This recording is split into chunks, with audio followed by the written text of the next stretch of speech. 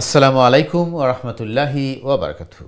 দিন টিভির সময় দর্শকবৃন্দ, আপনাদের সবাইকে স্বাগত জানাচ্ছি আপনাদের প্রিয় অনুষ্ঠান দিনী সমাধানে।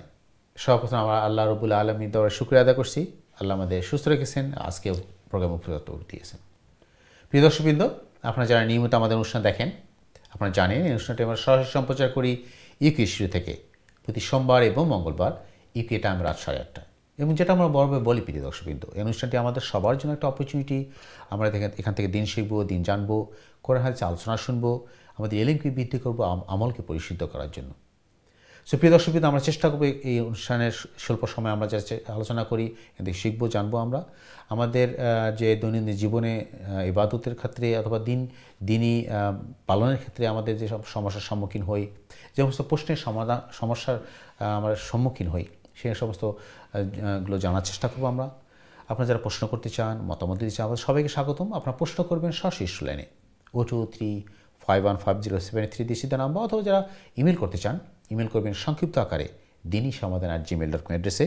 প্রিয় দর্শকবৃন্দ, বরাবর মতো আমাদের অনুষ্ঠানে উপস্থিত রয়েছেন আমাদের প্রিয় মেহমান, আমাদের নিয়মিত মেহমান ইমাম খতিব মোহতারাম মুফতি হাসান নইচই সাহেব, আজকের গুরুত্বপূর্ণ আলোচনা এবং আপনাদের প্রশ্নের জবাব দেওয়ার জন্য। তো আমরা শুরুতে চলে যাচ্ছি ইনশাআল্লাহ আমাদের সম্মানিত মেহমানের একটু আলোচনা করার শোনার সাথে।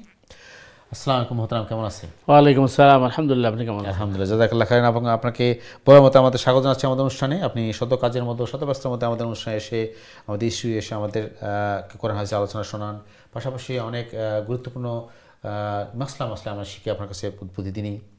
আমাদের এটা একজন মুসলিম হিসেবে, একজন ইমানদার হিসেবে আমাদের এই কোরআন হাদিসের আলোচনা জানা দরকার, শেখা দরকার। যেটা আপনি গতকালও বলছেন যে রাসূল সাল্লাল্লাহু আলাইহি ওয়াসাল্লামের জীবনী যে ধারাবাহিক আমরা আলোচনা করছি, উদ্দেশ্য হলো যে আমাদের জীবনকে আমরা কীভাবে গড়বো, এটা শেখা রাসূল সাল্লাল্লাহু আলাইহি ওয়াসাল্লাম থেকে। এবং এটা আমাদের জন্য ফরজ।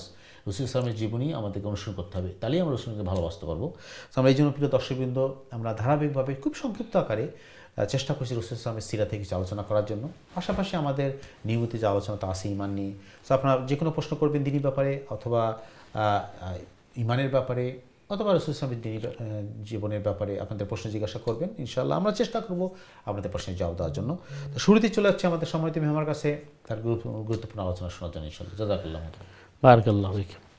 আসসালামু আলাইকুম ওয়া রাহমাতুল্লাহি ওয়া বারাকাতুহু। ওয়ালাইকুম আসসালাম। বিসমিল্লাহি ওয়াল হামদুলিল্লাহ ওয়াসসালাতু ওয়াসসালামু আলা রাসূলিল্লাহ। আম্মা বা'দু ফাআউযু বিল্লাহি মিনাশ শাইতানির রাজীম। বিসমিল্লাহির রাহমানির রাহিম। ইন্নাকা লা'আলা খুলুকিন আযীম। বারাকাল্লাহু লানা ওয়া লাকুম ফিল কুরআনিল আযীম ওয়া নাফা'না ওয়া ইয়্যাকুম বিল আয়াতি ওয়াজ যিকরিল হাকীম। رب اشرح لي صدري ويسر لي أمري واحلل عقدة من لساني يفقهوا قولي رب زدني علما وألحقني بالصالحين اللهم صل وسلم وبارك على نبينا محمد وعلى آل محمد। আলহামদুলিল্লাহ, দিন টিভির দর্শক ভিউয়ার ভাই বোনেরা, আমরা আপনাদের প্রিয় প্রোগ্রাম দিন ই সমাধান শুরু করতে যাচ্ছি। আল্লাহ সুবহানাহু তাআলার কাছে আমরা তৌফিক কামনা করছি। ওমা তৌফিক ইল্লা বিল্লাহ, আলাইহি তাওয়াক্কালতু ওয়া ইলাইহি উনীব। সম্মানিত দর্শক ভিউয়ার ভাই বোনেরা, আমরা রাসূলুল্লাহ সাল্লাল্লাহু আলাইহি ওয়াসাল্লামের জীবনী থেকে আমরা কিঞ্চিত পরিমাণ আলোচনা করছি, যাতে করে আমরা শিক্ষা গ্রহণ করতে পারি, পাশাপাশি এর থেকে আমরা বারাকা বা ফুয়ুজাত গ্রহণ করতে পারি। সম্মানিত দর্শক ভিউয়ার ভাই বোনেরা, রাসূলুল্লাহ সাল্লাল্লাহু আলাইহি ওয়াসাল্লামের এই মিশন বা দাওয়াতের এই পর্যায়ে পৌঁছে যে 38 জন ঈমান আনয়ন করেছেন। তখন রাসূলুল্লাহ সাল্লাল্লাহু আলাইহি ওয়াসাল্লাম দারে আরকামে তাদের এই বিষয় নিয়ে তারা বসতেন, আলোচনা করতেন এবং পর্যালোচনা করতেন। এই পর্যায়ে আবু বকর সিদ্দিক রাদিয়াল্লাহু তাআলা আনহু আল্লাহ রাসূল সাল্লাল্লাহু আলাইহি ওয়াসাল্লামকে বললেন যে, ইয়া রাসূলুল্লাহ, আমরা তো অনেক দিন যাবতীয় গোপনে আমরা আমাদের মিশন পরিচালনা করেছি, এখন আমরা একটু প্রকাশ্যে অর্থাৎ বায়তুল্লাহর সামনে দাঁড়িয়ে আমরা কিছু কোরআন তেলাওয়াত করতে পারি। রাসূল করিম সাল্লাল্লাহু আলাইহি ওয়াসাল্লাম আবু বকর সিদ্দিক রাদিয়াল্লাহু তাআলা আনহুকে বললেন যে, এখনও আমরা কিন্তু সেই পরিমাণ মানুষের সমাগম হয়নি এবং এখনও আমাদের সময় আসেনি। তখন অধিকাংশই তারা মত দিলেন, ইয়া রাসূলুল্লাহ, আমরা 38 জন হয়ে গেছি, সুতরাং আমরা এখন বায়তুল্লাহর সামনে গিয়া কোরআন তিলাওয়াত করি, আল্লাহর ওয়াজ তাদেরকে শোনাই। তো শেষ পর্যন্ত রসুল্লাহ সাল্লাল্লাহু আলাইহি ওয়াসাল্লাম তাদের মনোরঞ্জন করার জন্য, তাদের মনের তৃপ্তির জন্য রসুল করিম সাল্লাল্লাহু আলাইহি ওয়াসাল্লাম সেই সিদ্ধান্ত গ্রহণ করলেন। কারণ কোরআন বলছে ইন্নাকা লাআলা খুলুকিন আযীম, নিশ্চয়ই আপনি উত্তম চরিত্রের অধিকারী। তো যারা আসছে এরা যদি আল্লাহ রসুল সাল্লাল্লাহু আলাইহি ওয়াসাল্লাম তাদের কথা না শোনেন অথবা তাদের পরামর্শ গ্রহণ না করেন, তাদের মনক্ষুণ্ণ হবে।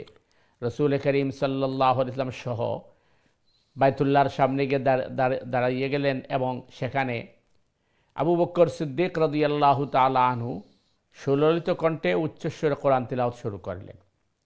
কিছুক্ষণের মধ্যেই কুরাইশরা জড়ো হয়ে গিয়েছে। আবু জাহাল, আবু লাহাব, উতবা, শায়বা, উকবা ইবনে আবি মুহিত ওরা একত্রিত হয়েছে এবং তারা সেখানে বাধা প্রদান করে। তো বাধা প্রদান করার পরেই সেখানে একটি অনাকাঙ্ক্ষিত ঘটনা ঘটে যায়। তারা তাদের উপর চড়াও হয় এবং সেখানে ঝগড়াঝাটি শুরু হয়ে যায়। এক পর্যায়ে তারা আবু বকর সিদ্দিক রাদিয়াল্লাহু তাআলা আনহুকে এমনভাবে মারপিট করে যে আবু বকর সিদ্দিক রাদিয়াল্লাহু তাআলা আনহুর চেহারা এবং তার শরীর রক্তে রঞ্জিত হয়ে যায়। রসুল করিম সাল্লাল্লাহু আলাইহি ওয়াসাল্লামকে তারা আঘাত করে এবং বাকি ইমানদারকেও তারা আঘাত করে। এই অবস্থায় আবু বকর সিদ্দিক রাদিয়াল্লাহু তাআলা আনহু বেহুশ হয়ে পড়েন এবং যে যেদিকে পারেন নিজের প্রাণ বাঁচানোর চেষ্টা করেন। এরপর যখন আবু বকর সিদ্দিক রাদিয়াল্লাহু তাআলা আনহুর বংশীয় মানুষ বনি তামিম যখন শুনছে এই খবর যে আবু বকরকে মেরে একেবারে প্রায় হতাহত করে ফেলা হয়েছে, তখন তারা সেখানে ঘেরাও করেছে। কারণ আরবের একটি প্রাচীন প্রথা ছিল গোত্রীয় প্রথা। যে মানুষই হোক সে যদি তার গোত্রের হতো তখন তারা এখানে গোত্রীয়ভাবে তারা অ্যাকশন নিত।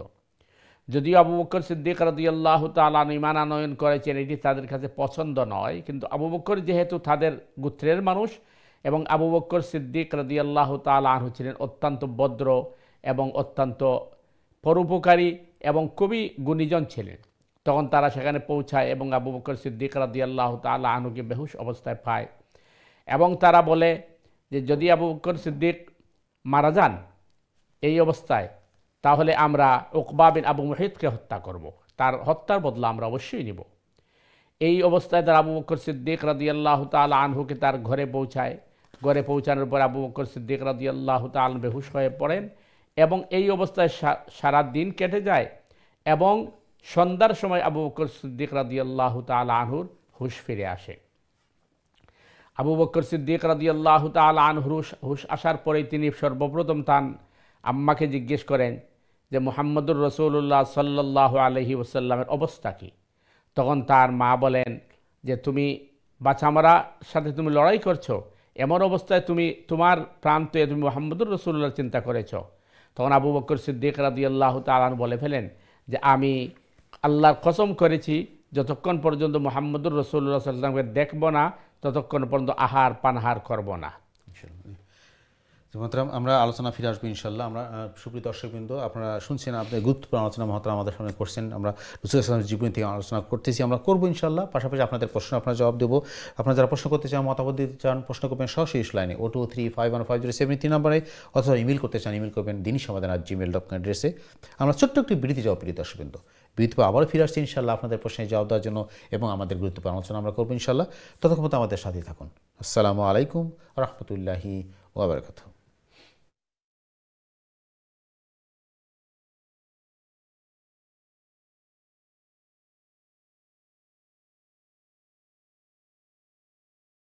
আসসালামু আলাইকুম ওয়া রাহমাতুল্লাহি ওয়া বারাকাতুহু। দিন টিভির সময় দর্শকবৃন্দ, বিরতির পরে আবার আপনাদের স্বাগত জানাচ্ছি আপনাদের প্রিয় অনুষ্ঠান দিনী সমাধানে। যারা এই মতি টিভি সেটের সামনে অথবা ইন্টারনেট বিনিময়ে আমাদের অনুষ্ঠানে যোগদান করলেন, আপনাদের সবাইকে স্বাগতম, মোবারকবাদ।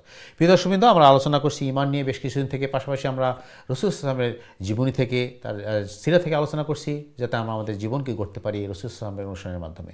সো আমরা আবারও মহতারামের কাছে চলে যাবো ইনশাআল্লাহ আজকে আলোচনা শুরু করার জন্য। পাশাপাশি আপনারা যারা প্রশ্ন করতে চান, মতামত দিতে চান, প্রশ্ন করবেন সরাসরি লাইনে 02351507 নাম্বারে, অথবা ইমেল করতে চান ইমেল করবেন সংক্ষিপ্ত আকারে dinisamadan@gmail.com অ্যাড্রেসে। আমি বিরত অনুরোধ করব প্রিয় দর্শকবৃন্দ, আপনারা প্রশ্ন করার সময় টিভির ভলিউম কমিয়ে দিয়ে অথবা মিউট করে আমাদের ফোনে কথা বলবেন এরপর আপনি টিভিতে আপনার অনুষ্ঠান দেখতে পাবেন। এবং আমরা চেষ্টা করবো আমাদের প্রশ্নগুলো সীমাবদ্ধ রাখার জন্য, আমাদের জীবনের সাথে, জীবন ঘনিষ্ঠ জীবনের সাথে রিলেটেড, আমাদের ইবাদতের সাথে দৈনন্দিন জীবনে আমাদের সমস্যাগুলো সৃষ্টি হয়, সমস্যায় আমরা পড়ি প্রতিনিয়ত, এই প্রশ্নগুলো নিয়ে আসবো যাতে আমরা সবাই উপকৃত হতে পারি ইনশাআল্লাহ। জাযাকাল্লাহ খায়রান। মহতারাম, আমরা যেটা আলোচনা শুরু করছিলাম রাসূল সাল্লাল্লাহু আলাইহি ওয়াসাল্লামের জীবনী থেকে, আমরা যদি শেষ করতে চাই একটু প্লিজ আপনি শেষ করে দিন। সম্মানিত দর্শক ভিউয়ার ভাই বোনেরা, তো আবু বকর সিদ্দিক রাদিয়াল্লাহু তাআলা আনহু যখন হুশ আসছে তখন তিনি তার আম্মাকে বলেছেন যে মুহাম্মদুর রাসূলুল্লাহ সাল্লাল্লাহু আলাইহি ওয়াসাল্লামের অবস্থা কী। তখন তার মা বললেন যে তুমি মরণপণ অবস্থায় তুমি এখন তোমার দুস্থের খবর নিচ্ছ, অথচ তোমার খবর তুমি নিচ্ছ না। তখন আবু বকর সিদ্দিক রাদিয়াল্লাহু তাআলা আনহু বললেন যে যতক্ষণ পর্যন্ত আমি মুহাম্মদুর রাসূলুল্লাহকে না দেখব অথবা তার বিস্তারিত সংবাদ না পাবো, আমি আহার পানাহার করব না। এটা কি আল্লাহ রসুল বলেছেন, লা ইউমিনু আহাদুকুম হাত্তা আকুনা আহাব্বা ইলাইহি মিন ওয়ালিদিহি ওয়া ওয়ালাদিহি ওয়ান নাসি আজমাইন। কোনো মানুষ ততক্ষণ পর্যন্ত পরিপূর্ণ মুমিন হবে না যতক্ষণ না সে তার জান, তার মাল, তার সম্পদ, তার সন্তান, তার মাতা পিতা সব কিছু থেকে আমি মুহাম্মদুর রাসূলুল্লাহ সাল্লাল্লাহু আলাইহি ওয়াসাল্লামকে বেশি ভালো না বাসবে। তো আবু বকর সিদ্দিক রাদিয়াল্লাহু তাআলা আনহুর মা তখন বললেন যে বাবা, আমি এখন মুহাম্মদ সাল্লাল্লাহু আলাইহি ওয়াসাল্লামকে পাবো কোথায়? আবু বকর সিদ্দিক রাদিয়াল্লাহু তাআলা আনহু বললেন যে আপনি উম্মে জামিলের কাছে যান।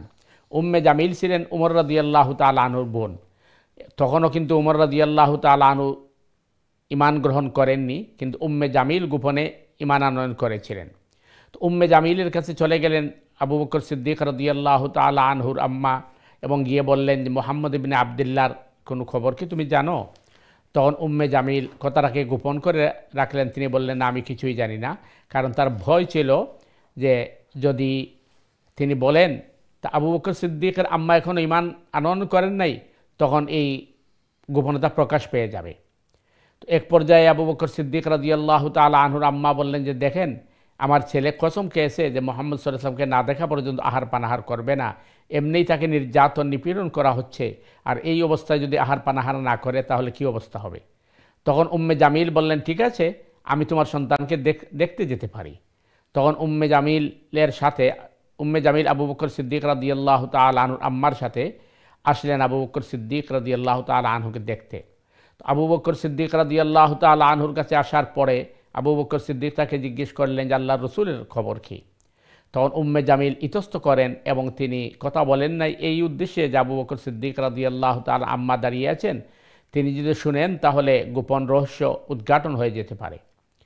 তো এই পর্যায়ে আবু বকর সিদ্দিক বুঝে ফেলেছেন, বলছেন যে আপনি নির্দ্বিধায় বলতে পারেন, আমার আম্মা যদিও ঈমান আনয়ন করেননি, তিনি আমাদের গোপন তথ্য প্রকাশ করবেন না। তখন উম্মে জামিল বললেন যে আল্লাহর রসুল দারে আরকামে আছেন। তখন রসুল করিম সাল্লাল্লাহু আলাইহি ওয়াসাল্লামকে দেখার জন্য আবু বকর সিদ্দিক তার আম্মা এবং উম্মে জামিলের কাঁধে ভর দিয়ে তিনি দারে আরকামে পৌঁছালেন। দারে আরকামে পৌঁছার পরে রসুল করিম সাল্লাল্লাহু আলাইহি ওয়াসাল্লাম আবু বকর সিদ্দিকের এই রক্তে রঞ্জিত চেহারা এবং শরীর দেখে রসুল সাল্লাল্লাহু আলাইহি ওয়াসাল্লাম কেঁপে ওঠেন এবং রসুল সাল্লাল্লাহু আলাইহি ওয়াসাল্লাম চোখ দিয়ে পানি পড়তে থাকে। রসুল দাঁড়িয়ে আবু বকর সিদ্দিককে কুলাকুলি করেন এবং বাকি সাহাবায়ে কেরামরা কুলাকুলি করেন। তখন আল্লাহর রসুল সাল্লাল্লাহু আলাইহি ওয়াসাল্লাম জিজ্ঞাসা, আবু বকর তোমার অবস্থা কী? আবু বকর সিদ্দিক বলেন আলহামদুলিল্লাহ ইয়া রাসূলুল্লাহ, আমি ভালো আছি, আপনার অবস্থা কী? তখন রসুল করিম সাল্লাল্লাহু আলাইহি ওয়াসাল্লাম বলেন যে আমি ভালো আছি আল্লাহর রহমতে। তো আমরা আল্লাহ সুবহানাহু তাআলার কাছে আমরা এই ফরিয়াদ করব যে আমরা যে নির্যাতিত হয়েছি, নিপীড়িত হয়েছি, এর বিনিময়ে ইনশাআল্লাহ বিইذনিল্লাহ আল্লাহ সুবহানাহু তাআলা আমাদেরকে একদিন বিজয় দান করবেন এবং ইসলামের বিজয় হবে। এই ছিল আবু বকর সিদ্দিক রাদিয়াল্লাহু তাআলা আনহু এবং রসুল করিম সাল্লাল্লাহু আলাইহি ওয়াসাল্লামের প্রকাশ্যে প্রথম যে মিশন। কারণ তখনও কিন্তু এই উমর রাদিয়াল্লাহু ঈমান আনয়ন করেননি, আর মাত্র 38 জন পুরুষ এবং মহিলা ঈমান আনয়ন করেছেন। এবার যদি আমরা চিন্তা করি যে ইসলাম প্রচারের ক্ষেত্রে বা প্রসারের ক্ষেত্রে বা ইসলামের দাওয়াতের ক্ষেত্রে রসুল করিম সাল্লাল্লাহু আলাইহি ওয়াসাল্লাম, আবু বকর সিদ্দিক, সাহাবায়ে কেরাম কী পরিমাণ কোরবানি দিয়েছেন, কী পরিমাণ তারা এই আত্মোৎসর্গ করেছেন, যার নজির কিন্তু পৃথিবীর ইতিহাসে নেই। এই জন্য আমাদেরকে আল্লাহ রসুল সাল্লাল্লাহু আলাইহি ওয়াসাল্লামের প্রতি ভালোবাসা, তাকে অনুকরণ করা, তার উপর বেশি বেশি দুরূদ পড়া, এটি হচ্ছে আমাদের জন্য জরুরি এবং রসুল সাল্লাল্লাহু আলাইহি ওয়াসাল্লামের হক। তাই আমরা আশা করব যে আমরা যথাসম্ভব আল্লাহর রসুল সাল্লাল্লাহু আলাইহি ওয়াসাল্লামকে অনুকরণ করব এবং পাশাপাশি যত বেশি সম্ভব তার উপর আমরা দুরূদ পাঠ করব। আল্লাহ সুবহানাহু তাআলা আমাদেরকে তৌফিক দান করুক। সুবহানাকাল্লাহুম্মা বিহামদিকা আশহাদু আল্লা ইলাহা ইল্লা আনতা আস্তাগফিরুকা ওয়া আতুবু ইলাইক। ওয়াসসালামু আলাইকুম ওয়া রাহমাতুল্লাহি ওয়া বারাকাতুহু। জাযাকাল্লাহু মাতরাম, আপনার সুন্দর আজকের সূচনা বক্তব্য। সুপ্রিয় দর্শকবৃন্দ, আপনারা যারা অনুষ্ঠান দেখছেন আপনাদের সবাইকে স্বাগতম জানাচ্ছি। আপনারা শুনলেন আমাদের সম্মানিত মেহমানের কাছ থেকে যে রাসূল সাল্লাল্লাহু আলাইহি ওয়াসাল্লামের যে নবুয়তের পর যে শুরুর জীবনটা কত কষ্টের ছিল, কত বেদনাময় ছিল এবং কত ঝামেলাপূর্ণ ছিল, কত অত্যাচার নিপীড়ন আগে সহ্য করতে হচ্ছে। এবং সত্যি বলতে মোহতারাম, আসলে আমরা যদি আজকের জীবনের সাথে তুলনা করে দেখবেন যে এখনও যারা ইসলামের কথা বলে, ইসলাম প্রচার করে এবং সত্যিকারের ইসলামকে দিন হিসেবে প্রতিষ্ঠিত করতে চায় এই দুনিয়ায়, আল্লাহ যেটা বলছেন যে সবার জন্য এটা ফরজ দিনকে প্রতিষ্ঠা করার জন্য চেষ্টা করা, তারা কিন্তু দেখবেন যে ওই অবস্থার অবশ্যই আছে। যারা দেখবেন যে আল্লাহর কথা বলে, আল্লাহ রসুলের কথা, তারা নিজের নিপুণ হচ্ছে এই বিশ্বে, এই যে আমরা দেখতেছি। তো দেখেন যে একটা মিল কিন্তু খুঁজে পাওয়া যাবে রসুল আমলে। যারা দেখেন একটা জিনিস তো অবাক লাগে যে রসুল সাল্লাল্লাহু আগে মাত্র 30-35 জন বা 38 জনের কথা বললেন, তারা এই সাহসটা দেখিয়েছে কিন্তু অবশ্যই সেই আমলে। চিন্তা করেন, যখন মানে ভাবাই যায় না যে মাত্র এই কয়টা মানুষ তারা এত বড় সাহস নিয়ে আসছে যে আমরা প্রকাশ করবো, মানে তাদের ইমানি জজবাটা কত মানে স্ট্রং ছিল আর কি এটা। তো প্রিয় দর্শকবৃন্দ, আমরা চেষ্টা করব প্রতি অনুষ্ঠানে কিছুটা হলো রাসূল সাল্লাল্লাহু জীবনী আলোচনা করার জন্য, আমরা সবাই উপকৃত হতে পারি। পাশাপাশি অন্যান্য আলোচনা তো আছেই। তো আপনারা যারা প্রশ্ন করতে চান, দিনের ব্যাপারে প্রশ্ন করবে, মতামত দিবেন ইনশাআল্লাহ। আমরা সরাসরি প্রশ্ন করবো স্টোর লাইনে 02351507 নাম্বারে, অথবা যে ইমেল করতে চান ইমেল করবেন diniSamadan@gmail.com এড্রেসে। মতো আপনি একটা সুন্দর হাদিসের কথা বললেন এই আলোচনার শুরুতেই।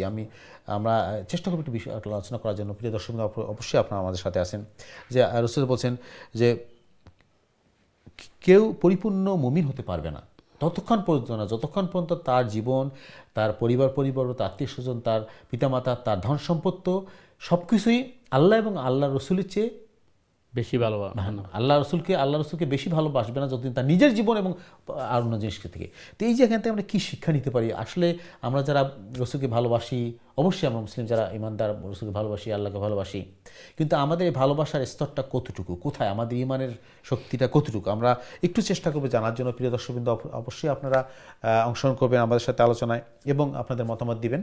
তার আগে আমরা একটু যদি দর্শকদের দিকে যাই, দেখি আমাদের দর্শকরা লাইনে চলে আসছেন। তো আমরা একটু প্রশ্ন নিয়ে আসি, চলে আসি আমাদের সম্মানিত দর্শকদের কাছে। দর্শক আসসালামু আলাইকুম, আপনাকে স্বাগত আমাদের অনুষ্ঠানে। আপনার প্রশ্ন করুন প্লিজ।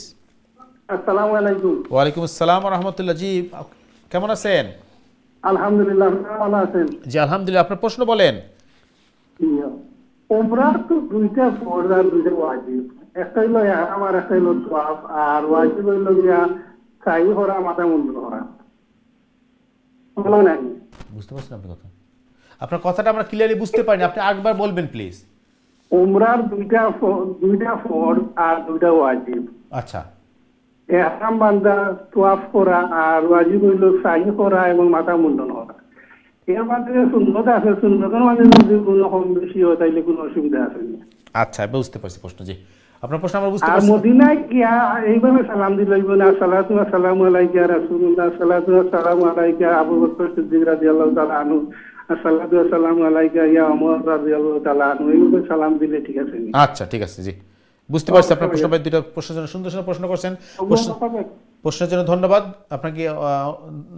অনুরোধ করছি আপনি ফোন রেখে টিভিতে অনুষ্ঠান দেখতে থাকুন ইনশাআল্লাহ। জাযাকাল্লাহ খাইরান। জি জি, আসলে যেটা আপনি কইছেন যে উমরার এহরাম বান্দা এবং তোয়াফ করা, এই দুটো হইল উমরার মধ্যে মূল বিষয়, এবং মাথা মুন্ডন করা। এখন এই বিষয় ছাড়া বাকি যে সুন্নাত বা মুস্তাহাব আছে, এগুলার মধ্যে যদি কোনো উলটপালট হয় বা ছুটি যায় তাহলে কোনো অসুবিধা নেই। তো আসলে মানে ওগুলা ছুটি গেলে কোনো অসুবিধা নাই, তবে চেষ্টা করবা যাতে না ছুটে। কারণ যেহেতু গেছেন উমরাত যাইবা, তো ফজিলতের লাগি ফজিলত যত বেশি পাওয়া যায়। আর সুন্নত অথবা মুস্তাহাব যদি ছুটি যায় তাইলে কোনো অসুবিধা নাই, এটার উপরে কোনো দম হইতো নাই। তবে বিষয় হইল যে যদি এহরামের মধ্যে এহরাম বিরুদ্ধে কোনো কাজ হয়ে যায় তাইলে তো দমাইব। তো এর মধ্যে একটা হইল যে অনেক ভাই অথবা বোন যারা উমরাত গেছেন, আল্লাহ প্রত্যেকের উমরারে কবুল করো। তো অনেকের টেলিফোন আমি পাইছি যে মক্কা যাওয়ার বাদে হোটেলও যখন শাওয়ার করতে গেছেন, তো শাওয়ার করতে গিয়া দেখা যায় তারা যে সাবান রাখছে সাবানটা ইউজ করে নিচ্ছে। তো এই সাবানের মধ্যে গ্রান আছে অথবা স্মেল আছে। তো এই হিসাবে তারার করণীয় কিতা? প্রথম নম্বর হলো যে স্বভাবত উমরাত এহরামরত অবস্থায় যত সময় আমরা এহরামও আসল তো উমরা শেষ হইছে না ততক্ষণ পর্যন্ত সাবান ব্যবহার না করাটা উত্তম। কারণ এটা সাবান ছাড়াও তো শাওয়ার করা যায়, সাবান ব্যবহার না করা উত্তম। আর যদি এইভাবে স্মেল বা গ্রান আলা কোনো সাবান ব্যবহার করিলেন বা এলাকার কোনো কাজ হয়ে যায় তাইলে কিছু সাদাকা করে নিবা, সাদাকা করে নিলে হাদিস আইছে এই এটা আল্লাহ মাফ করে দিবা এবং কি হইব। তবে আমরা অ্যাডভাইস করবো যে সাবান টাবান ব্যবহার না করা। যদিও উমরা মানে এহরাম মুহরিম বা এহরামরত অবস্থা যারা আছেন তারা লাগে একটা সাবান বাহির করছে, বিভিন্ন ইসলামিক শপ পাওয়া যায়, এগুলোর কোনো প্রয়োজন নাই। কারণ আপনি এহরামরত অবস্থায় সাবার করেন যদি গাম দূর হইবার লাগি অথবা শরীর থাকি আপনার এই টায়ার্ডনেস যাইবার লাগি, তো এটা তো শুধু পানি দিয়ে করিলেও হয়, এই সাবান ব্যবহার করার দরকার নাই। সুতরাং মানে যদি অনিচ্ছাকৃত কোনো সুন্নত ছুটি যায় তাহলে কোনো গুণ হইতো না ইনশাআল্লাহ। 2 নম্বর যেটা কইছেন যে আপনি মদিনা যাওয়ার পরে তো সালাম দিবা, আসসালাতু ওয়াসসালামু আলাইকা ইয়া রাসূলুল্লাহ। এরপরে আপনি আবু বকর সিদ্দিক রাদিয়াল্লাহু তাআলা আনহু, উমর ফারুক রাদিয়াল্লাহু তাআলা আনহু আসসালাতু ওয়াসসালামু আলাইকা ইয়া আবু বকর না হইয়া আসসালামু আলাইকুম বা আসসালামু আলাইকা ইয়া আবু বকর অথবা আসসালামু আলাইকা ইয়া খলিফাতুল আউয়াল, আসসালামু আলাইকুম ইয়া উমর আল ফারুক অথবা আসসালামু আলাইকা ইয়া খলিফাতুস সানি, এইভাবে সালাম দিবা। এটা হলো নিয়ম। আর কি আসসালাতু ওয়াসসালাম এটা রাসূল সাল্লাল্লাহু আলাইহি ওয়াসাল্লাম ফিক্সড করা, শুধু সালাম দিবা 2 খলিফারে ও আবু বকর সিদ্দিক এবং উমর রাদিয়াল্লাহু তাআলা আনহুরে। আশা করি ক্লিয়ার হয়েছে এবং আল্লাহ সুবহানাহু তাআলা আপনার উমরারে কবুল করুক, আপনার সফরের নিরাপদ করুক। আমরাও দোয়া করবো, আপনারাও দোয়া করবেন ইনশাআল্লাহ। জাযাকাল্লাহু খাইরান। সময় দর্শক আপনার প্রশ্নের জন্য ধন্যবাদ। আশা করি আপনার প্রশ্নের জবাব পেয়ে গেছেন। প্রিয় দর্শক, আপনারা যারা অনুষ্ঠান দেখছেন আপনার অনুরোধ করবো আপনার প্রশ্ন করার সময় টিভির ভলিউম কমিয়ে দিয়ে অথবা মিউট করে আমাদের ফোনে কথা বলবেন, ফোনে আপনার প্রশ্ন করবেন, মতামত দিবেন, এরপর আপনার টিভিতে আপনার অনুষ্ঠান দেখতে থাকবেন ইনশাআল্লাহ। জাযাকাল্লাহু খাইরান। মতন আমরা দর্শক প্রশ্নে যাব, তার আগে আমরা আজের আলোচনা শুরু করছিলাম যে পরিপূর্ণ ঈমান মুমিন হতে পারবে না যতক্ষণ পর্যন্ত না, যে আলোচনা একটু যদি আমাদের সামনে উপস্থাপনে আসলে এটা কী মিন করে এবং সত্যি কথা আমরা যদি নিজেকে মুসলিমের দাবি করি, ইমানদার হিসেবে দাবি করি, আসলে আমাদের কতটুকু কর্তব্য এখানে এই জিনিসটাকে ফলো করা? বা দেখেন বিষয়টা হচ্ছে যে রাসূল করিম সাল্লাল্লাহু আলাইহি ওয়াসাল্লাম বলছেন কেউ ততক্ষণ পর্যন্ত পরিপূর্ণ মুমিন হতে পারবে না যতক্ষণ পর্যন্ত সে তার জান, তার মাল, তার সন্তান সন্ততি, তার পিতামাতা সব কিছুর চেয়ে আমি মুহাম্মদুর রাসূলুল্লাহ সাল্লাল্লাহু আলাইহি ওয়াসাল্লাম বেশি ভালো না বাসবে। এবং সেই প্রমাণটা কিন্তু আমাদের আবু বকর সিদ্দিক দিয়েছেন, সাহাবা কেরাম দিয়েছেন। এই জিনিসটা এখানে আমাদের শেখার জিনিস আর কি। তো এখানে আল্লাহ রাসূল সাল্লাল্লাহু আলাইহি ওয়াসাল্লামকে ভালোবাসার দিয়ে কি বোঝানো হয়েছে, মিন্স কি করা হয়েছে? বোঝানো হচ্ছে যে আমরা পার্থিব জগতে ব্যক্তি, পরিবার, সমাজ, রাষ্ট্রে যা করব সর্বক্ষেত্রে আমরা আল্লাহ রসুলকে অগ্রাধিকার দিব, আল্লাহ রসুল সাল্লাল্লাহু আলাইহি ওয়াসাল্লামের সুন্নাহকে অগ্রাধিকার দিব, আল্লাহ রসুলের সুন্নাহকে অগ্রাধিকার দিব। এটি হলো ভালোবাসার অর্থ। ভালোবাসার অর্থ এই নয় আমরা বছরে একবার কিছু জশ্ন জুলুস করলাম, মিছিল মিটিং করলাম, অথবা রাসূল সাল্লাল্লাহু আলাইহি ওয়াসাল্লামের নামে জিকির আজকার করলাম, তাকবীর দিলাম, এটা শুধু ভালোবাসার কি নয়। সর্বাবস্থায় আমরা আল্লাহ রাসূল সাল্লাল্লাহু আলাইহি ওয়াসাল্লামের বিষয়কে অগ্রাধিকার দিব, অনুসরণ করব এবং আমরা সবসময় আল্লাহ রাসূল সাল্লাল্লাহু আলাইহি ওয়াসাল্লামের পছন্দনীয় জিনিসকে আমরা গ্রহণ করব এবং রাসূল করিম সাল্লাল্লাহু আলাইহি ওয়াসাল্লাম যা করতে বলেছেন করব, যেটা কোরআন বলছে ওমা আতাকুমুর রাসূলু ফাখুযু ওমা নাহাকুম আনহু ফান্তাহু ওয়াত্তাকুল্লাহ। রাসূলুল্লাহ সাল্লাল্লাহু আলাইহি ওয়াসাল্লাম তোমাদের জন্য যা নিয়ে এসেছেন তা তোমরা গ্রহণ করো, যা তিনি নিষেধ করেছেন বর্জন করো। উদাহরণ দিয়ে আমরা বলতে পারি যে মনে করেন আমাদের সমাজে অসংখ্য অগণিত আমাদের ভাইরা আছেন যারা মনে করেন ওই ফ্যাশনের জন্য ট্রাউজারের ঘণ্টার নিচে ঝুলিয়ে রাখেন। সুতরাং এটা রাসূলুল্লাহ সাল্লাল্লাহু আলাইহি ওয়াসাল্লামের নির্দেশের পরিপন্থী, সোজা পরিপন্থী। আমরা আরও ফিরে আসবো, আমাদের এই জিনিসগুলো জানা দরকার। সত্যিকার রসুলকে ভালোবাসা করতে কী বুঝি? আমরা সবাই রসুলকে ভালোবাসি, মুমিন যারা মুসলিম সবাই কেউ বলবে না যে পছন্দ, অবশ্যই তারা ভালোবাসে এবং অবশ্যই তারা নিজের জীবনের চেয়ে, নিজের সম্পত্তির চেয়ে রসুলকে ভালোবাসে। কিন্তু সেটাকে আমরা বাস্তবে প্রমাণ করতেছি কিনা, আমাদের কাজে কর্মে আচার আচরণে সেটা প্রমাণ করতে পারতেছি, এটা আমাদের জানবো। আমরা প্রিয় দর্শক বিন্দু অবশ্যই আপনারা আমাদের সাথে আছেন, আপনার পরামর্শ দিবেন, আপনার মতামত দিবেন, আপনার প্রশ্ন করবেন হিসাবে এরপরে আমরা চেষ্টা করবো আরও জানার জন্য। তাকে চলে হচ্ছে আমরা আমাদের সম্মানিত দর্শকদের কাছে চলে দেখি কি আছে আমাদের লাইনে। দর্শক আসসালামু আলাইকুম, আপনার প্রশ্ন করুন প্লিজ। ওয়ালাইকুম সালাম, আসসালামু আলাইকুম ওয়া রাহমাতুল্লাহি ওয়া বারাকাতুহু। ওয়ালাইকুম সালাম রাহমাতুল্লাহ। জি ভাই কেমন আছেন? আছি ভালোই। জি, আপনার প্রশ্ন বলেন। আমার একটা প্রশ্ন হইল, আমি বাংলাদেশও দাঁড়াম হলিডের লাগি আওয়ার সময় আমি রোজা পাইলিমু, এ রোজা আমি কিতা বাংলাদেশ বিমানে আইমু, যাওয়ার সময় আমি কিতা রোজা রাখি আইতাম না রোজা ছাড়িয়ে আইতাম? আচ্ছা, আপনি যেদিন বাংলাদেশ থেকে ফ্লাই করতেছেন ওই দিন রোজা শুরু হবে, এই তো বলতে যাচ্ছেন? এই তো রোজা। আচ্ছা, জি বুঝতে পারছি আপনার প্রশ্ন, বুঝতে পারছি আপনার প্রশ্ন, বুঝতে পারছি আমরা। জি, আর কোনো প্রশ্ন আছে আপনার? না, আর কোনো প্রশ্ন নাই।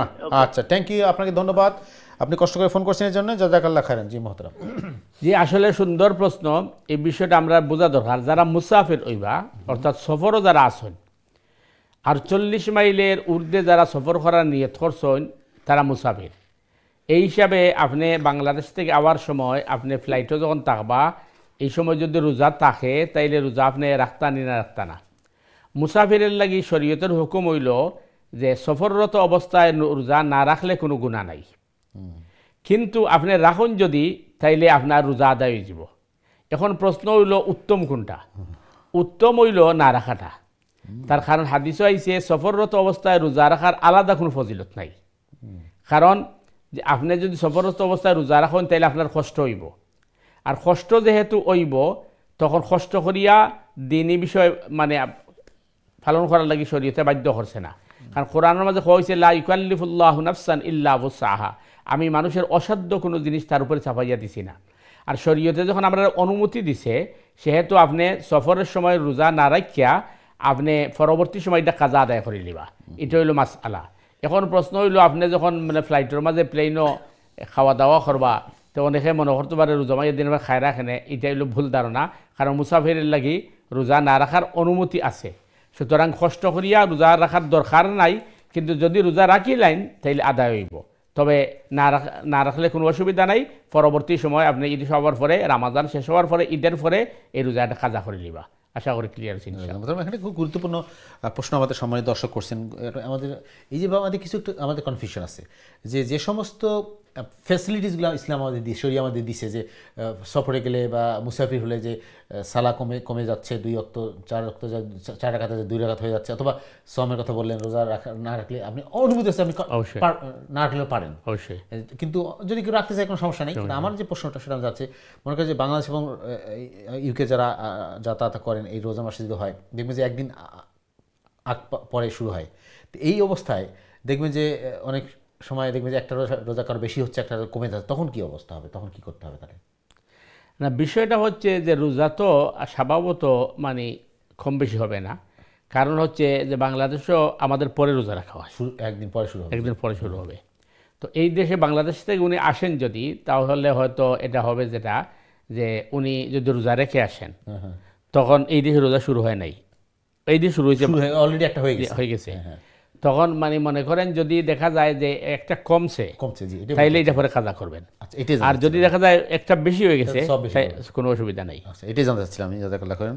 একটা জিনিস জানলাম প্রিয় দর্শকবৃন্দ, এবং আমরা একটা সুন্দর জিনিস জানলাম মহতারার কাছ থেকে, যে আসলে এই মাসলাটা আমাদের জানা হলো যে মুসাফির যারা আছেন বা তারা যারা জার্নি করতেছেন তাদের জন্য কিছু সুবিধা আমাদের শরীয়ত আমাদের দিয়েছে। তো আমরা সুবিধা যেটা আছে আমরা ইউজ করবো। এখানে আপনি যেটা বললেন যে কষ্ট করে রোজা রাখি কোনো এক্সট্রা সব তো আমি পাচ্ছেন না, আমি জার্নি করতেছি, কষ্ট করতেছি 20 ঘন্টা 12 ঘন্টা, আবার রোজা রাখতেছি, এবং এরপরে তো খাওয়া দাওয়ার সমস্যা, এক্সট্রা সব পাইলে তো লাভ আছে। নাম্বার 2 হচ্ছে যে অনেক সময় দেখবেন আপনি রোজা রাখছেন, কষ্ট হচ্ছে, আবার দেখবেন আপনি সঠিক ইফতারের টাইম নির্ধারণ করতে পারছেন, বিশাল সমস্যা ইফতার এবং সেহরির যে সমস্যাটা আছে। জি ইনশাআল্লাহ। সময় দর্শক আশা করি প্রশ্নে আপনার জবাব পেয়ে গেছেন। চলে যাচ্ছে আমাদের পরবর্তী দর্শক আছে, দেখি কে আছেন তার লাইনে। সময় দর্শক আসসালামু আলাইকুম, আপনার প্রশ্ন করুন প্লিজ। ওয়ালাইকুম আসসালাম রহমতুল্লাহ। জি আপনার কি প্রশ্ন বলেন? আচ্ছা, আমি জানতাম চাই ঈদের সময় যদি আমরা আছি কেন জিন শয়তান গোড়ায় কোন সময় হামায় নামাজের টাইম, যে কোনো নামাজের টাইমে না আনা নামাজের টাইমে বড় থাকে। আচ্ছা আচ্ছা আচ্ছা, ঠিক আছে, খুব ইন্টারেস্টিং প্রশ্ন করছেন। আর কোনো প্রশ্ন আছে আপনার? জি, খুব ইন্টারেস্টিং প্রশ্ন করছে আমাদের সম্মানিত দর্শক, যে এই দেশে শয়তান বা জিন যারা আছে তারা ঘরের মধ্যে কোন সময় আমাদের ঘরে প্রবেশ করে?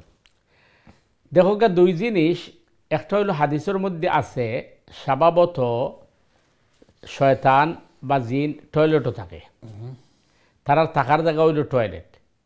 এর কারণে টয়লেটে ঢুকার আগে সুন্না হইল যে বাউফাউ দিয়ে ঢুকতা আর আল্লাহুম্মা ইন্নী আউযু বিকা মিনাল খুবসি ওয়াল খাবাইস ফরতা। তো আপনি এই দোয়া ফরিয়া যদি ঢুকেন তাইলে জিন শয়তান থাকলে বাগিয়ে দিব, অথবা তার কোনো পাওয়ার থাকতো নাই, আপনার দেখতো নাই। আর টয়লেট থেকে বাহির ইয়া দোয়া ফরা গুফরানাক, এটা হলো রাসূলুল্লাহ সাল্লাল্লাহু আলাইহি ওয়াসাল্লামের সুন্নাহ। আরেকটা হইল যে রাসূলুল্লাহ সাল্লাল্লাহু আলাইহি ওয়াসাল্লামে এরশাদ করছেন যে আমরা যখন গড় ঢুকমু তখন ডাইন পাও দিয়ে ঢুকমু আর সালাম দিমু, এরপরে যদি সম্ভব হয় তাহলে সূরা ইখলাস কুল হুয়াল্লাহু 3 বার পড়া, তাইলে ঘরের মধ্যে খয়র বরকত হইব এবং কোনো ধরনের জিন অথবা আসর এগুলো থাকতো নাই। আর দরজা বন্ধ করার সময় বিসমিল্লাহ হয়ে দরজা বন্ধ করা। তো আমরা যদি এই আমল করিলাই, অর্থাৎ দরজারে বিসমিল্লাহ হয়ে লক করি, উইন্ডোরে আমরা বিসমিল্লাহ হয়ে লক করি, তাইলে এই ঘরে জিন ঢুকতে পারতো নাই।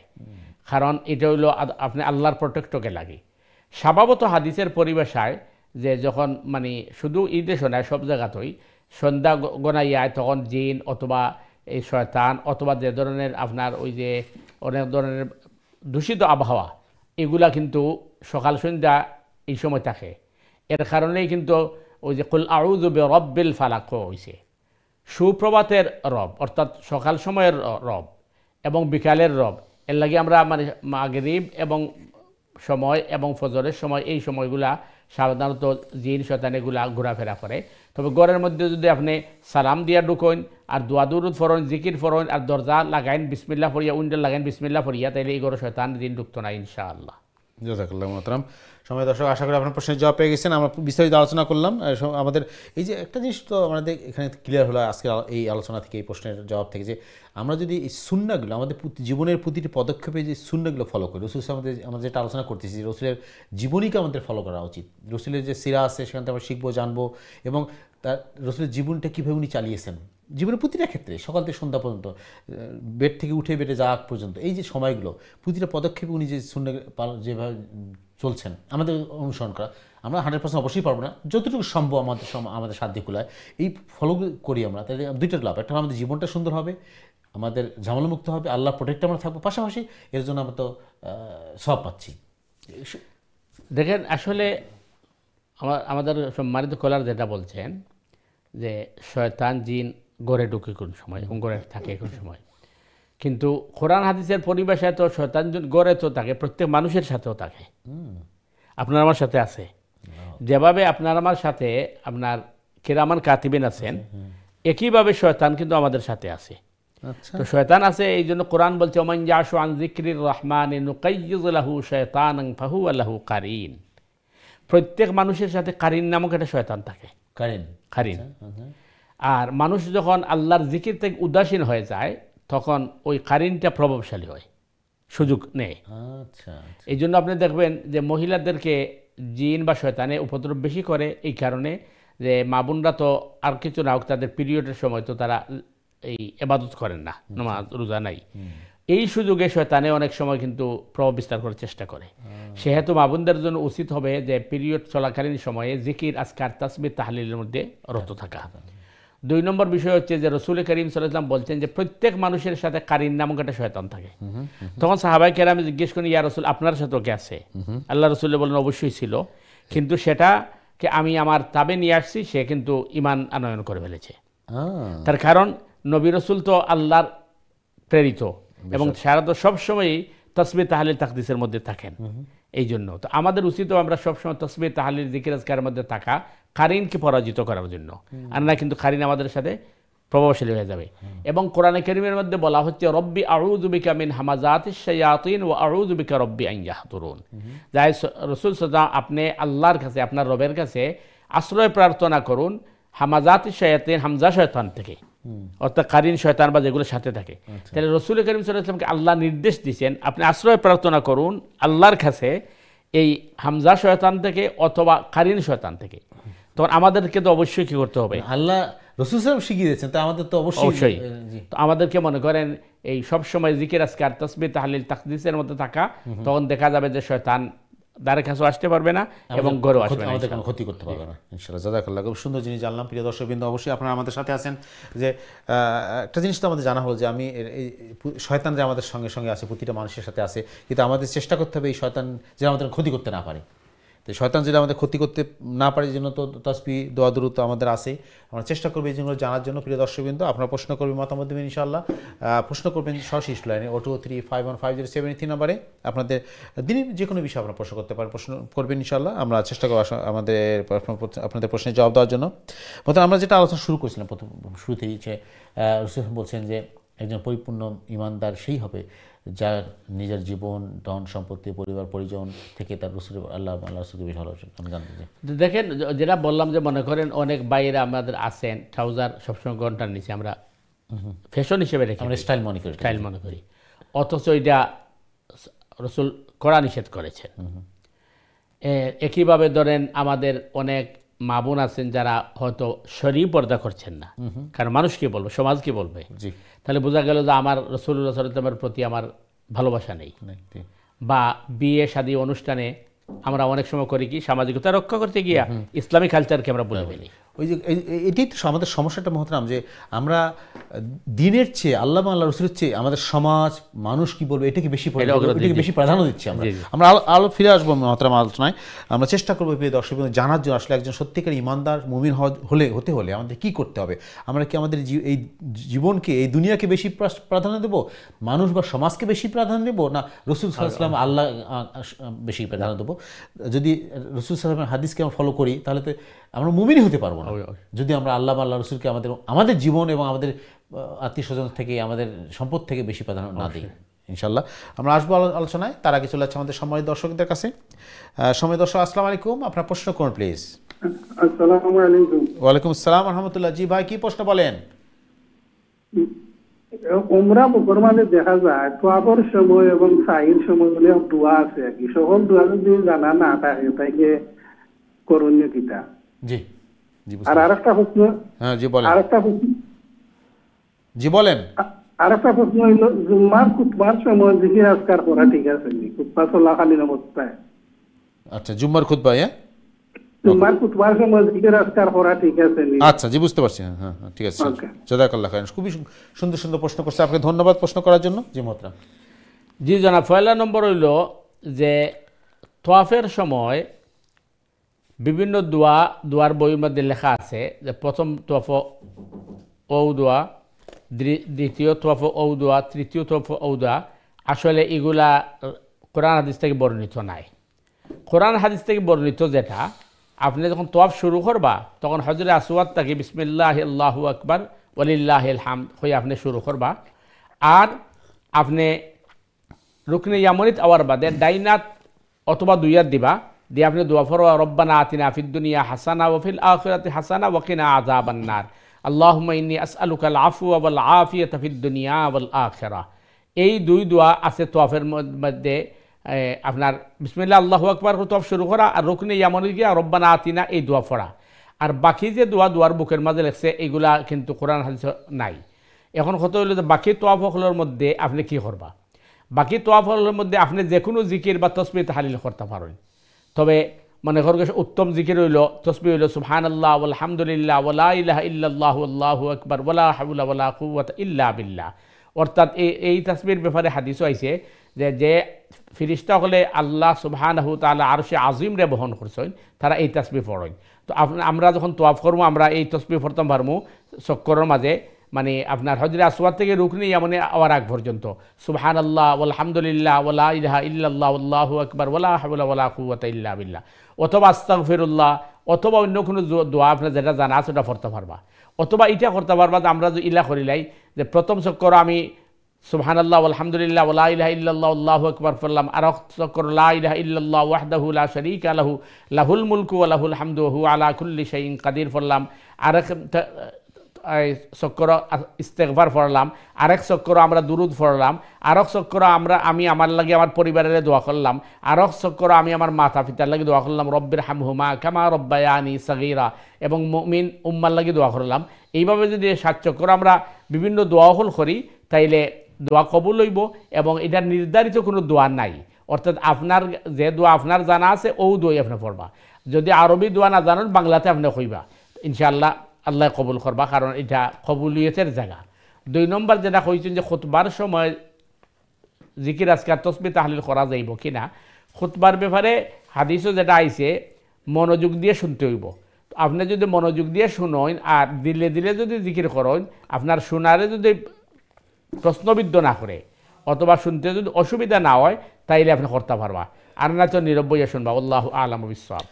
জাযাকাল্লাহু মোহতারাম। আমরা বিস্তারিত আলোচনা করলাম। সুপ্রিয় দর্শক, আশা করি আপনার প্রশ্নের জবাব পেয়েছেন। একটা জিনিস তো ক্লিয়ার হলো মোহতারাম, যে আসলে জুম্মার খুতবা যে কত গুরুত্বপূর্ণ জিনিস। আমাদের তো জুম্মার খুতবা শোনাটা তো ওয়াজিব অবশ্যই, কিন্তু মহতারাম আমাদের সময় দর্শক সুন্দর একটা প্রশ্ন করছেন যে জুম্মার খুতবার সময় আমরা অনেক কথাবার্তা বলি, অনেকে দেখি মোবাইল বসে দেখতেছে অথবা কেউ সাইড টক করতেছে, কিন্তু এটা কি কতটুকু ঠিক আছে জুম্মার খুতবা যখন হচ্ছে?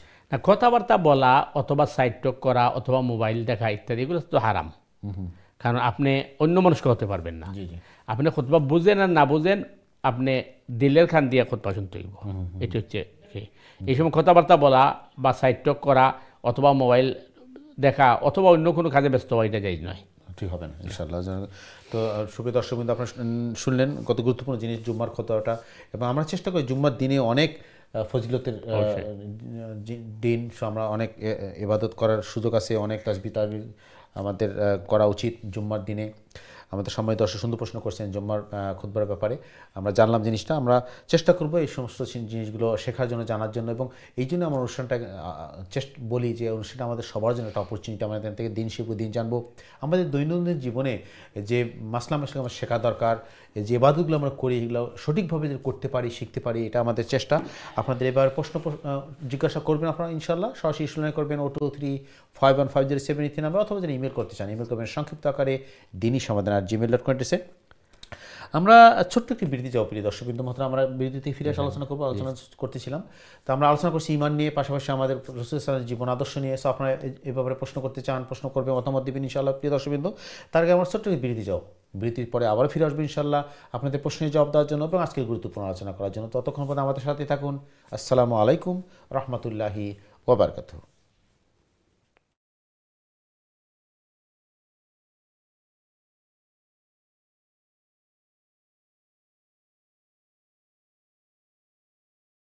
আসসালামু আলাইকুম রহমতুল্লাহি ওয়া বারাকাতুহু। দিন টিভির সময় দর্শকবৃন্দ, বিরতির পরে আবার আপনাদের স্বাগত জানাচ্ছি আপনাদের প্রিয় অনুষ্ঠান দিনী সমাধানে। আজকের অনুষ্ঠানের শেষ পর্বে দর্শকবৃন্দ যারা আপনারা অনুষ্ঠান দেখছেন আপনাদের সবাইকে স্বাগতম, মোবারকবাদ। আজকের অনুষ্ঠানে উপস্থিত রয়েছেন আমাদের প্রিয় মেহমান, আমাদের নিয়মিত মেহমান ইমাম খতিব মোহতারাম মুফতি হাসান উজ্জ্বল সাহেব আজকের গুরুত্বপূর্ণ আলোচনা এবং আপনাদের প্রশ্নের জবাব দেওয়ার জন্য। সো আপনারা যারা প্রশ্ন করতে চান, মতামত দিতে চান, আপনার সবাই স্বাগতম। আপনি দয়া করে প্রশ্ন করবেন সরাসরি ইস্যু লাইনে, আপনাদের 023515073 নাম্বার, যে নাম্বার স্ক্রিনে আছে আপনারা দেখে ফোন করবেন, অথবা যারা ইমেল করতে চান ইমেল করবেন সংক্ষিপ্ত আকারে dini@gmail.com অ্যাড্রেসে। আমরা সরাসরি তুলে আমাদের দর্শকের কাছে, দেখি কে আছে আমাদের লাইনে। সময় দর্শক, আসসালামু আলাইকুম, আপনার প্রশ্ন করুন প্লিজ। সময় দর্শক, আসসালামু আলাইকুম। সময় দর্শক, আপনি শুনতে পাচ্ছেন? আমরা দর্শকরা ফিরে আসবো। দর্শকরা আপনারা জানেন অনুষ্ঠানে আমরা সরাসরি সম্প্রচার করি, তো দয়া করে আপনি যারা ফোন করতে চান ফোন করবে সরাসরি ইস্যু লাইনে, টিভির ভলিউম কমিয়ে দিয়ে অথবা মিউট করে আমাদের ফোনে কথা বলবেন, এরপর আপনার টিভির অনুষ্ঠান দেখতে মতো। আমরা যেটা বিরতির আগে যে আলোচনাটা করছিলাম সুন্দর আলোচনা আমরা শুরু কন্টিনিউ করি এটা ইনশাআল্লাহ। দেখেন, গতকালকে আমরা যে আলোচনা করছিলাম যে আমরা দিন ধর্মকে আমরা অতটুকু গুরুত্ব দেই না, যতটুকু গুরুত্ব আমরা দেই আমাদের দৈনন্দিন জীবনকে, দৈনন্দিন জীবন দেখে। কিন্তু আমরা আগের যে ঘটনা শুনলাম, আবু বকর সিদ্দিক রাদিয়াল্লাহু তাআলা আনহু অথবা সাহাবায়ে কেরাম, তারা নিজের জীবনের চেয়ে রাসূল সাল্লাল্লাহু আলাইহি ওয়াসাল্লামের জীবনকে বেশি দাম দিতেন, কারণ তারা দিন সম্পর্কে জানতেন।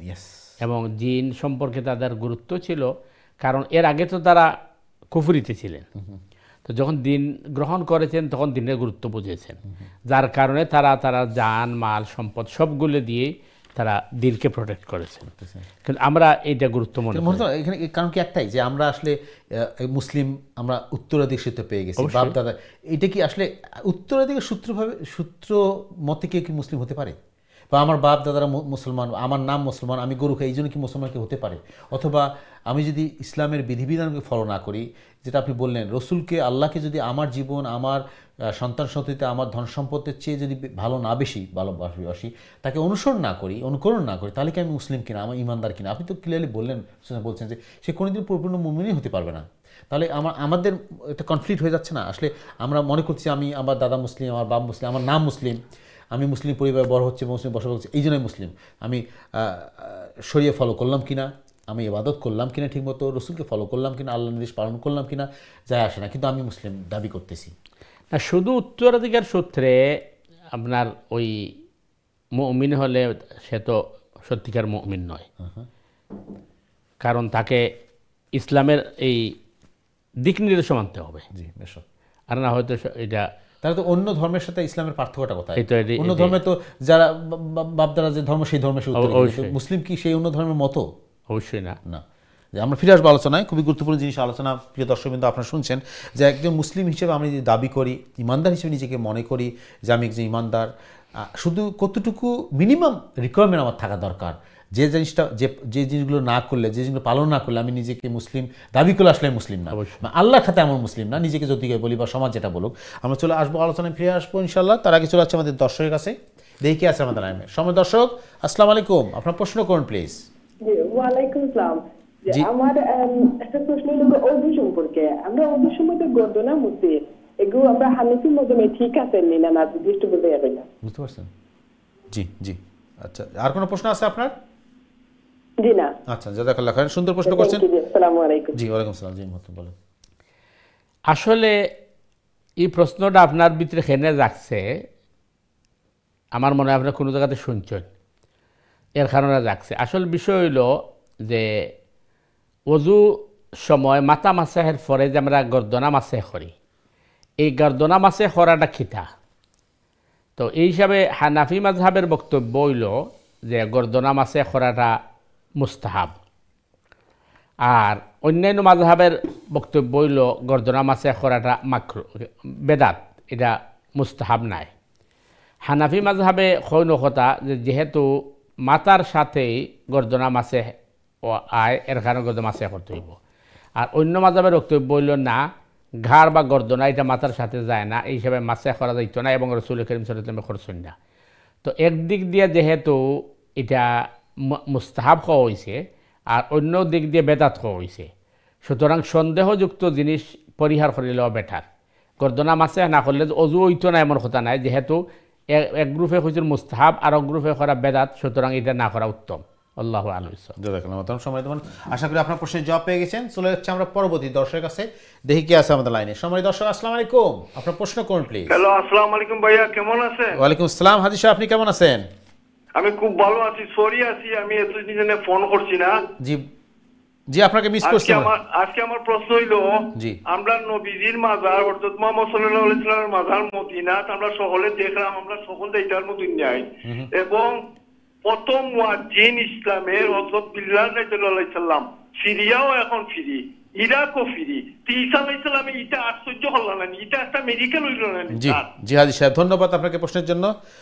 আপনি একদম নিয়মিত কলার আমাদের সম্মানিত দর্শক, আপনি জ্ঞানী মানুষ, আপনি সুন্দর সুন্দর কথা বলেন, আপনার ধন্যবাদের জন্য। জি মোহতারাম, চলে যাচ্ছে। জি হাজি সাহেব, আসলে খুব সুন্দর জিনিস আপনি কইছেন যে রাসূল করিম সাল্লাল্লাহু আলাইহি ওয়াসাল্লামের রওজা মুবারক মদিনা মুনওয়ারাত এবং সিরিয়া, ইরাক এগুলা ফ্রি, এবং এটা মুসলিম কান্ট্রি, সুতরাং ঈসা আলাইহিস সালামে তার এটা মুআজিজা দেখাইছেন। আসলেই তো এটা আল্লাহ সুবহানাহু ওয়া তাআলার কুদরত, এবং ঈসা আলাইহিস সালাম আবার আইবে, আমরা এটা বিশ্বাস করি। এবং ঈসা আলাইহিস সালাম আওয়ার পরে কমপ্লিট দুনিয়াত আল্লাহর খেলাফত, আল্লাহর শাসন কায়েম হইব ইনশাআল্লাহ। আল্লাহ সুবহানাহু ওয়া তাআলা মুসলিম উম্মার হেফাজত করুক। আমিন, জাযাকাল্লাহ খাইরান। সুপ্রিয় দর্শকবৃন্দ, আপনারা দেখছেন আপনাদের প্রিয় অনুষ্ঠান দিনী সমাধান। আপনারা প্রশ্ন করবেন, মতামত দেবেন ইনশাআল্লাহ সরাসরি লাইনে। আমরা চেষ্টা করব প্রশ্নগুলো করার জন্য, যে সমস্ত আমাদের দৈনন্দিন জীবনে আমাদের জরুরি, আমাদের জীবনধর্মী প্রশ্ন, যেটা আমাদের জানা জরুরি, শেখা জরুরি, আমাদের শিখলে লাভ হবে এবং আমরা উপকৃত হবে, সেই সমস্ত প্রশ্নগুলো করব যাতে আমরা সবাই উপকৃত হতে পারি ইনশাআল্লাহ। আপনারা প্রশ্ন করবেন সরাসরি লাইনে 0235150783 দিচ্ছি নাম্বার, অথবা যারা ইমেল করতে চান ইমেল করবেন সংক্ষিপ্ত আকারে দিনী সমাধান gmail.com। মতন আমরা দর্শকদের প্রশ্নে যাওয়ার আগে আমরা যেটা আলোচনা শুরু করছিলাম, যে আপনি আলোচনা বলছেন পরিপূর্ণ ইমানদারিতে মুসলিম। জি দেখেন, ওই উত্তরাধিকার সূত্রে ইমানদার বা মুসলিম হওয়া যায় না। বেশক জি। যদি উত্তরাধিকার সূত্রে ইমানদার বা মুসলিম হতো তাইলে নূহ আলাইহিস সালামের ছেলে কাফের হইতো, এবং সেটা আল্লাহ নিজে বলছেন যে সে তোমার বংশধর না। এবং আল্লাহ সুবহানাহু তাআলা নূহ আলাইহিস সালামের দোয়ার পরে বলছেন ইন্নাহু লাইসা মিন আহলিক, সে তোমার পরিবারের অন্তর্ভুক্ত নয়। কেন পরিবারের অন্তর্ভুক্ত নয়? ইন্নাহু আমালুন গায়রু সালেহ, সে কিন্তু নেক কাজ বা সঠিক কাজ করে নাই। তাহলে বোঝা যাচ্ছে যে আমরা যদি ইসলামের বিধিবিধান না মানি তাইলে মানে দুনিয়াত বা মুসলিমদের লিস্টিতে আমরা মুসলিম হিসেবে থাকবো, কিন্তু আল্লাহর লিস্টিতে আমাকে এইটাই আমার পয়েন্ট। মহতরম খুব সুন্দর একটা কথা বললেন। প্রিয় দর্শকবৃন্দ, অবশ্যই আপনারা আমাদের সাথে আছেন যে আমরা নিজেকে মুসলিম মনে করি বা সমাজ মনে করি কিনা কোনো যায় আসে না, কিন্তু সমস্যার কথা হলো আল্লাহর খাতায় জি সে আমাদের নামটা মুসলিম হিসেবে আসছে কিনা। অবশ্যই এই জন্য তো আমাদের একটু ফিকির করা দরকার, চিন্তা করা দরকার। এটা আপনি যে বারবার বলেন, আমাদের সম্মানিত মেহমান বলেন যে এই জন্য আমাদের একটু পড়াশোনা করা দরকার, ইসলাম সম্বন্ধে জানা দরকার। আসলে আমি এবং আমার সমাজ কি বললো, আমার পারিপার্শ্বিক অবস্থা কি বলবো, আমার প্রতিবেশী কি হতে, কিছু যায় আসে না। যদি আমরা আল্লাহ এবং আল্লাহ রসুলকে ফলো করতে না পারি তাহলে কোনো বেনিফিট পাবো না। তো ultimately end of the day does not make any sense. কারণ আমি আল্লাহকে মানতেছি না, আল্লাহ রসুলকে মানতেছি না, তাহলে আমি কীভাবে নিজেকে মুসলিম হিসেবে দাবি করি বা নিজেকে ইমানদার হিসেবে মনে করি? অবশ্যই। তা আর গতকাল আমরা এটা আলোচনা করছিলাম যে আমরা মুসলিম দাবি করতেছি, ইমানদার মনে করছি, কিন্তু আমরা সালা পড়ি না, বা সালা পড়লেও সঠিকভাবে পড়ি না, এখানে গুরুত্ব দেই না। আমরা অন্য জিনিসকে যতটুকু প্রাধান্য দিই, আপনি কালকে শুধু এক্সাম্পল দিচ্ছি, আমরা বাজারে যাচ্ছি, কেনাকাটা করছি, ওইখানে যতটুকু আমরা যাচাই বাছাই করি, কিন্তু দিনের পরে সেই যাচাইটা আমাদের নাই, কিন্তু আমরা নিজে আপনি একটু যদি আমরা জানাতেন আসলে একজন সত্যিকার ইমানদার মুসলিম হওয়ার জন্য আমাদের কতটুকু কনসার্ন থাকা উচিত এই ব্যাপারে, আমাদের কতটুকু ইম্পর্টেন্স গুরুত্ব দেওয়া উচিত একদিনই ব্যাপারে একটু। এইটা তো দেখেন, এটা তো রাসূল করিম সাল্লাল্লাহু আলাইহি ওয়াসাল্লাম নিজেই বলে দিয়েছেন, তলাবুল ইলমি ফরিদাতুন আলা কুল্লি মুসলিম। প্রত্যেক মুসলিম পুরুষ হোক অথবা মহিলা হোক, প্রত্যেকের উপর অবশ্য কর্তব্য বা ফরজ তার প্রয়োজনীয় ইলম অর্জন করা। জি, প্রয়োজনীয় ইলম বলতে কি? যখন আমার উপর নামাজ ফরজ হবে তখন নামাজের মাসলা মাসাইল জানতে হবে, এবং নামাজের মানে যত শর্ত আছে এগুলো আমাকে জানতে হবে, সূরা কারা শিখতে হবে। জি, রোজা যখন ফরজ হবে রোজার মাসলা মাসাইল জানতে হবে। আমার উপর যখন হজ ফরজ হবে তো হজের মাসলা মাসাইল জানতে হবে। এখন মনে করে একজন মানুষ তার নামাজ সুন্দর আছে, তার রোজাও ভালো আছে, কিন্তু হজের মাসলা মাসাইল তার জানা দরকার নাই যদি তার হজ ফরজ না হয়। কারণ গরিব মানুষের তার হজ ফরজের মাসলা জানার দরকার নাই। ঠিক একইভাবে একজন গরিবের জন্য জাকাতের মাসলা জানা দরকার নাই। হ্যাঁ, স্পেশাল কিছু আলিম উলামা থাকতে হবে, কিন্তু সবার জন্য এটা ফরজ নয়। কিন্তু প্রয়োজন যখন তার প্রয়োজন পড়বে তখন কিন্তু তার অবশ্যই জানতে হবে। সেহেতু আমাদের মনে করেন সালাতও প্রত্যেকের উপরে ফরজ এবং প্রতিদিন ফার্স্ট টাইম। সেহেতু নামাজের মাসলা মাসাইল জানা তো প্রত্যেকের ফরজ, পাক না পাকের মাসলা মাসাইল জানা সবার জন্য ফরজ। একইভাবে ইসলামী সভ্যতা বা ইসলামী কালচার বা ইসলামী বিধিবিধান কি এগুলো জানা আমার উপর ফরজ, শিষ্টাচার এগুলো আমার উপরে জানা ফরজ। তো এই জন্য মানে আমরা মনে করেন অন্তত ইসলামের বেসিক নলেজ আমাদেরকে অবশ্যই অর্জন করতে হবে, এবং এর জন্য আমাদেরকে পড়াশোনা করতে হবে। আর বর্তমান সময়ে তো লেখাপড়া জানে না এই ধরনের মানুষ খুব কম আছে। হয়তো মানে এক ভাষা না জানলে তার মাতৃভাষা জানে, আর একেবারেই যদি না জানে, বর্তমান সময় অনলাইনে যে সুযোগ আসছে, সারাদিন বসে বসে মনে করেন ড্রামা দেখছে, অথবা মনে করেন আপনার ওই বিভিন্ন ধরনের গেম খেলতেছে, কি করতেছে, তো ইচ্ছা করলে তো সে সূরা কারা ঠিক করতে পারতেছে। মানে সুযোগের অভাব নাই যদি আমি চেষ্টা করি, অবশ্যই সুযোগ নিজেই খুঁজে বের করতে অবশ্যই। কিন্তু আমাদের কথা হলো যে আমার এই চেষ্টাটা আছে কিনা। কালকে আমরা আলোচনা করছিলাম যে আমি সুন্দর কথা বলছিলাম দর্শকের প্রশ্নে, যে আল্লাহ মোহর মেরে দিয়েছেন, ভাই প্রশ্ন করছিলেন কেন আল্লাহ দিলেন। কারণটা এটাই, যদি আমার সেই ইচ্ছাটা না থাকে, আমি যে চেষ্টা না করি যে আমি আল্লাহ রসুলকে ফলো করবো, আল্লাহকে ভালোবাসবো, রসুলকে ভালোবাসবো, কিন্তু আমি যদি নিজের চেষ্টা না করি তো আল্লাহ আমাকে হেদায়েত দিবে না। তো আল্লাহ তো করে বলছেন যতক্ষণ পর্যন্ত কেউ চেষ্টা করে তাকে সাহায্য করবেন না। অবশ্যই তা আমরা এই চেষ্টাটা আমাদের থাকতে হবে। কিন্তু আমি যেটা আমরা প্রথমে শুরু করলাম, প্রিয় দর্শকবৃন্দ অবশ্যই আপনারা ফলো করছেন আমাদেরকে, যে একজন মানুষ যদি নিজেকে ভালো করার চেষ্টা করে, তার যদি চিন্তা ফিকর থাকে, অবশ্যই আল্লাহ তাকে সাহায্য করবেন, কিন্তু চেষ্টাটা আমাদের নিজে করতে হবে। আমি নিজেকে মুসলমান মনে করবো, ইমানদার মনে করবো, কিন্তু চেষ্টা করবো না, তা তো হয় না। অবশ্যই, ঠিক না? তো সুপ্রিয় দর্শকবৃন্দ, আমরা আলোচনা করছি এই জন্যই যে আমাদের জানা দরকার, আমি নিজেকে মুসলিম মনে করি, ইমানদার মনে করি, কিন্তু আমাদের কাজে কর্মে, আচার ব্যবহারে আমরা কি সেটা প্রকাশ করতেছি কিনা।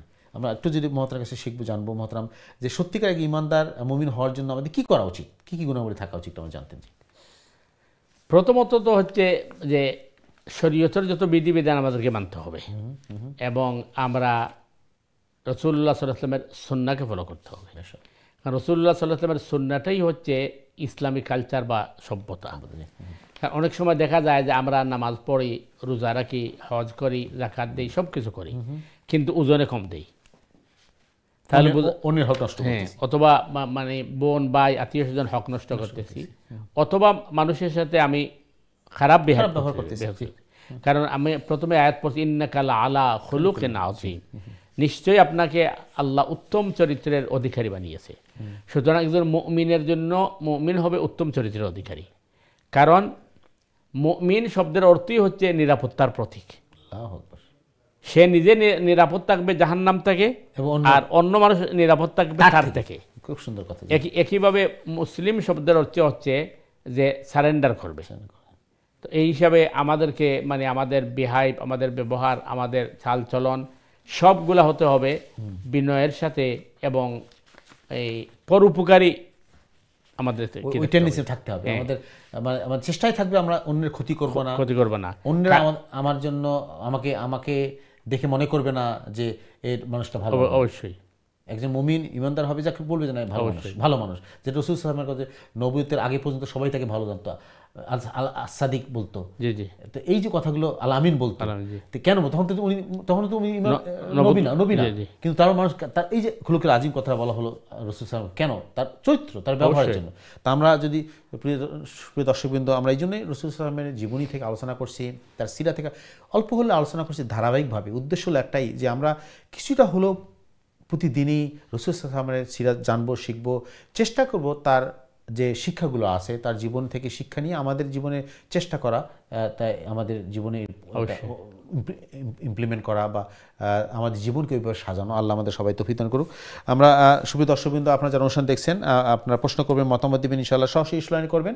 স্ক্রিনে যে নাম্বার দেওয়া আছে 0235150783 নাম্বারে, অথবা যারা ইমেল করতে চান ইমেল করবেন সংক্ষিপ্ত আকারে dini@gmail.com অ্যাড্রেসে। আমরা মহতারাম একটু যদি আলোচনা দিয়ে চলে যাচ্ছে, আর একটু আমরা আপনি যে খুলুকুল আজমের কথা বললেন, রাসূল আল্লাহ বলছেন যে উত্তম চরিত্র, আসলে এই যে উত্তম চরিত্র রাসূল সাল্লাল্লাহু আলাইহি ওয়াসাল্লামকে বলা হলো, আমরা কতটুকু এখান থেকে শিক্ষা নিতে পারি? আমাদের একজন সাধারণ মানুষ হিসাবে, আমাদের খুবই দুর্বল ইমানদার মানুষ, আমরা কতটুকু করতে পারি বা আমাদের চেষ্টা থাকা উচিত? আমাদের বলতেন যে আমরা এই উত্তম চরিত্রে কতটুকু নিতে পারি আমরা, বা কতটুকু দেখাতে পারি? প্রথম কথা হচ্ছে, আমরা তো চাইলে সবগুলো নিতে পারি, যেগুলা মনে করে আমাদের জন্য অসম্ভব এগুলো আমাদেরকে দেওয়া হয় নাই, আমাদের জন্য প্রশ্ন করা হবে না। যেমন রাসূল করিম সাল্লাল্লাহু আলাইহি ওয়াসাল্লাম ওই লাগাতার রোজা রাখা শুরু করছেন, গ্যাপ না দিয়া। তো সাহাবায়ে কেরাম অনেকেই আল্লাহ রসুলকে অনুসরণ করে লাগাতার রোজা রাখা শুরু করছেন। তখন রাসূল করিম সাল্লাল্লাহু আলাইহি ওয়াসাল্লাম নিষেধ করছেন তাদেরকে যে এটা তোমাদের জন্য নয়, কারণ এটা কষ্টকর এবং আল্লাহ আমাকে শরীর, আল্লাহ তার কুদরতের মধ্যে এনার্জি দেয়, এটা তোমাকে দেওয়া হবে না। এটা রাসূল সাল্লাল্লাহু আলাইহি ওয়াসাল্লামের জন্য স্পেশাল। আর বাকি যেগুলো আমাদের সাধ্যের ভিতরে আছে, এগুলো আমাদেরকে বাধ্য করা হয়েছে।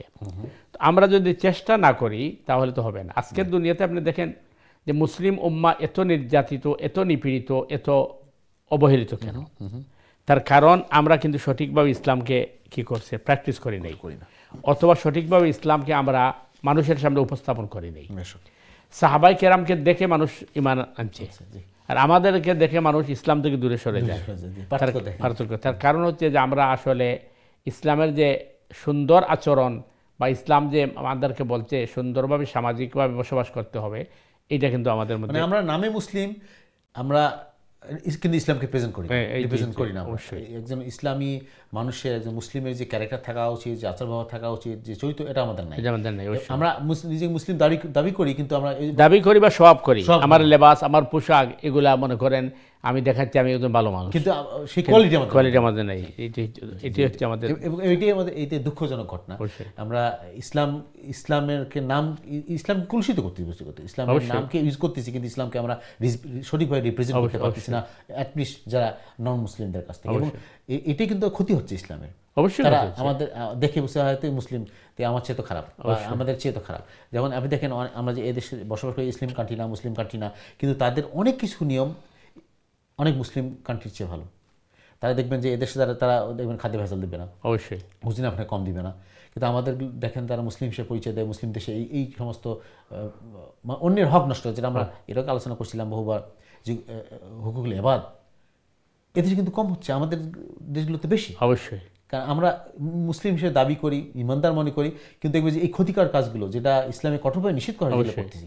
আমরা একটু যদি এই হুকুকুল ইবাদের দিকে আলোচনা যেতাম, প্রিয় দর্শক বিন্দু, আপনারা বহুবার এই জিনিসটা জানতে চাচ্ছেন যে আমরা বলি যে আমার ভাই বোন আমাকে সম্পত্তির ভাগ দিচ্ছে না, আমরা অমুকের সম্পত্তি দিচ্ছে না, অমুক আমার ওই জিনিসটা নিয়ে নিছে।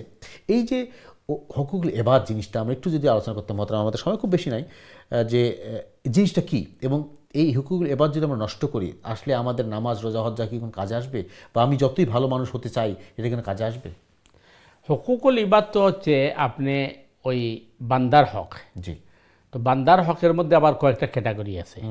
একটি হচ্ছে আপনার আত্মীয় স্বজনের হক, একটি হচ্ছে আপনার সন্তান সন্ততির হক, আরেকটি হচ্ছে মাতা পিতার হক, আরেকটি হচ্ছে আপনার ওই আশপাশ প্রতিবেশীর হক, আরেকটি হচ্ছে আপনার মানে ভিন্ন ধর্মাবলম্বী যদি হয়, যেখানে যে অবস্থায় আপনি তার সাথে উঠা বসা করছেন তার হক। এরপরে আপনার হচ্ছে এই সৃষ্টি জগতের হক, পশু পাখি কীট পতঙ্গ প্রত্যেকটা জিনিসের কিন্তু হক আছে। কারণ আপনি অন্যায়ভাবেও যদি একটা গাছ কাটেন, তো এটাও কিন্তু শরীয়তে এলাও করে না, প্রয়োজন ছাড়া। জি, কারণ এটা আপনি প্রাকৃতির বিরুদ্ধে গেলেন, অথবা মনে করেন আপনি এই ওয়েদারের সমস্যা তৈরি হতে পারে এই জন্য। বা যে আমাদের দেশে মনে করেন এই নদীগুলা ভরাট করে ফেলা হচ্ছে, এই সবগুলা হচ্ছে হুকুকুল ইবাদের মধ্যে পড়ে। যেমন আগে আপনি যেটা বলছেন নাকি যে শরীয়তের মধ্যে কঠোরভাবে ঘুষকে হারাম করা হয়েছে, অথচ আপনি দেখবেন যে মুসলিম দেশগুলো দেদারে ঘুষ চলে, অথচ এই দেশগুলোতে কিন্তু ঘুষ এলাও করে না, এবং তার ধরতে পারলে শাস্তি দিবে। এরা তো আর মনে করেন ওইটা ইসলামের জন্য করে না, ইসলামকে মানে না, জানি না তারা। ওরা করছে কিন্তু এটা দুর্নীতির কারণে, এটার কারণে সমাজের মধ্যে বিশাল ধরনের প্রবলেম হয়। তো আসল ব্যাপার হচ্ছে যে আসলে অনেক মানে অমুসলিম দেশে এরা ইসলামের মূল যে থিমসগুলো আছে এগুলো তারা নিয়ে আসছে, বাহ্যিকগুলো, শিক্ষা, হ্যাঁ, যেগুলো দুনিয়ার জন্য। আর তাদের কাছে যেটা ছিল ওটা আমরা গ্রহণ করেছি। আমাদের দেশে দেখবেন মানে মানুষ ইউরোপিয়ান স্টাইল ধরতে চায়, অথবা মানে আপনার এই পশ্চিমা নিতে চায়, কিন্তু নেয় নোংরাটা ভালোটা নেয় না। এটা প্রত্যেকটা জিনিস আপনি দেখবেন, আপনি যদি কি করেন যে ওই দেশে আপনি দেখবেন যানবাহন যে আছে, ট্রেন বলেন বাস বলেন, এমনভাবে তারা মানে বানিয়েছে যে যাতে প্যাসেঞ্জার বা যাত্রীর কোনো কষ্ট না হয়। আমাদের দেশে ট্রেনে উঠতে হলে সিঁড়ি লাগাইতে হয়, মই লাগাইতে হয়, আশ্চর্য ঘটনা আর কি। তো এইগুলো দেদার মানে এইগুলো রাষ্ট্রেও বোঝে না এবং কেউ বোঝে না, আর পাবলিকও ওই দাছে গড়া। কারণ এটা স্বাভাবিক, আপনি যদি মানে পরিপূর্ণভাবে একটা জিনিসে আপনি কি না করেন, সংস্কার না করেন, তখন কিন্তু এটা ঠিক হয় না, এটা এইভাবে চলে। এই জন্য এটাকে আপনি সংস্কার করার চেষ্টা করতে হবে। এবং চিন্তা করে দেখেন যে রসুল করিম সাল্লাল্লাহু আলাইহি ওয়াসাল্লাম আসছিলেনই কুসংস্কারকে সংস্কার করার জন্য, মন্দটাকে ভালোর মাধ্যমে পরিবর্তন করার জন্য। এটি ইসলামের শিক্ষা, যে মন্দের প্রতিশোধ ভালোর মাধ্যমে, অথবা মন্দটাকে ভালো রূপে রূপান্তরিত করো। কিন্তু আমরা এগুলো বুঝি না, আমরা ওই আমাদের পুরানা কালচার, অথবা আমরা অন্য কোনো দেশ বা অন্য কোনো জাতির কালচার আমরা নিয়ে আসছি, যে এটা আমার ব্যক্তি স্বার্থের কারণে। এতে গিয়ে যে মানে সমাজ আপনার কলঙ্কিত হচ্ছে, অথবা দেশ যে ক্ষতিগ্রস্ত হচ্ছে, এটা আমরা লক্ষ্য করি না। এটাই আমাদের দুর্ভাগ্য। আমরা খুব গুরুত্বপূর্ণ জিনিস আলোচনা করলাম। প্রিয় দর্শক, আপনারা অবশ্যই শুনছেন যে আসলে হুকুকুল ইবাদ কত গুরুত্বপূর্ণ একটা ব্যাপার। আমাদের অনেকেই এই জিনিসটা আমরা বুঝি না, জানি না, এর গুরুত্বটা বুঝি না, অথবা হুকুকুল ইবাদের যে কি ইম্পর্টেন্স একটা একজন সত্যিকার, এটা যে ইবাদত আমরা বুঝি না, এইটাই ইবাদত যেটা বুঝি না আমরা, এটাকে আমার বুঝি না যে হুকুকুল ইবাদত যে একটা ফরজ ইবাদত, এবং এটা না করলে যে বা এটা ক্ষতি, ওই যে যেটা আপনি আগে বলছেন যে হুকুকুল ইবাদ যদি সে ঠিক না রাখে, তাইলে তার নামাজ রোজা হজ জাকাত কাজে আসবে কিনা। তার নামাজ রোজা হজ জাকাত সঠিক মতো পড়ে, তখন তো তার এটা অবশ্যই তার কাজে আসবে। কিন্তু প্রশ্ন হচ্ছে যখন এটাকে মানে লেনদেন করা হবে। হাদিসে আসছে আল্লাহ রসুল জিজ্ঞেস করেছেন সাহাবাই কেরামকে, তোমরা কি জানো সবচেয়ে মুফলিসকে, মানে অসহায়কে?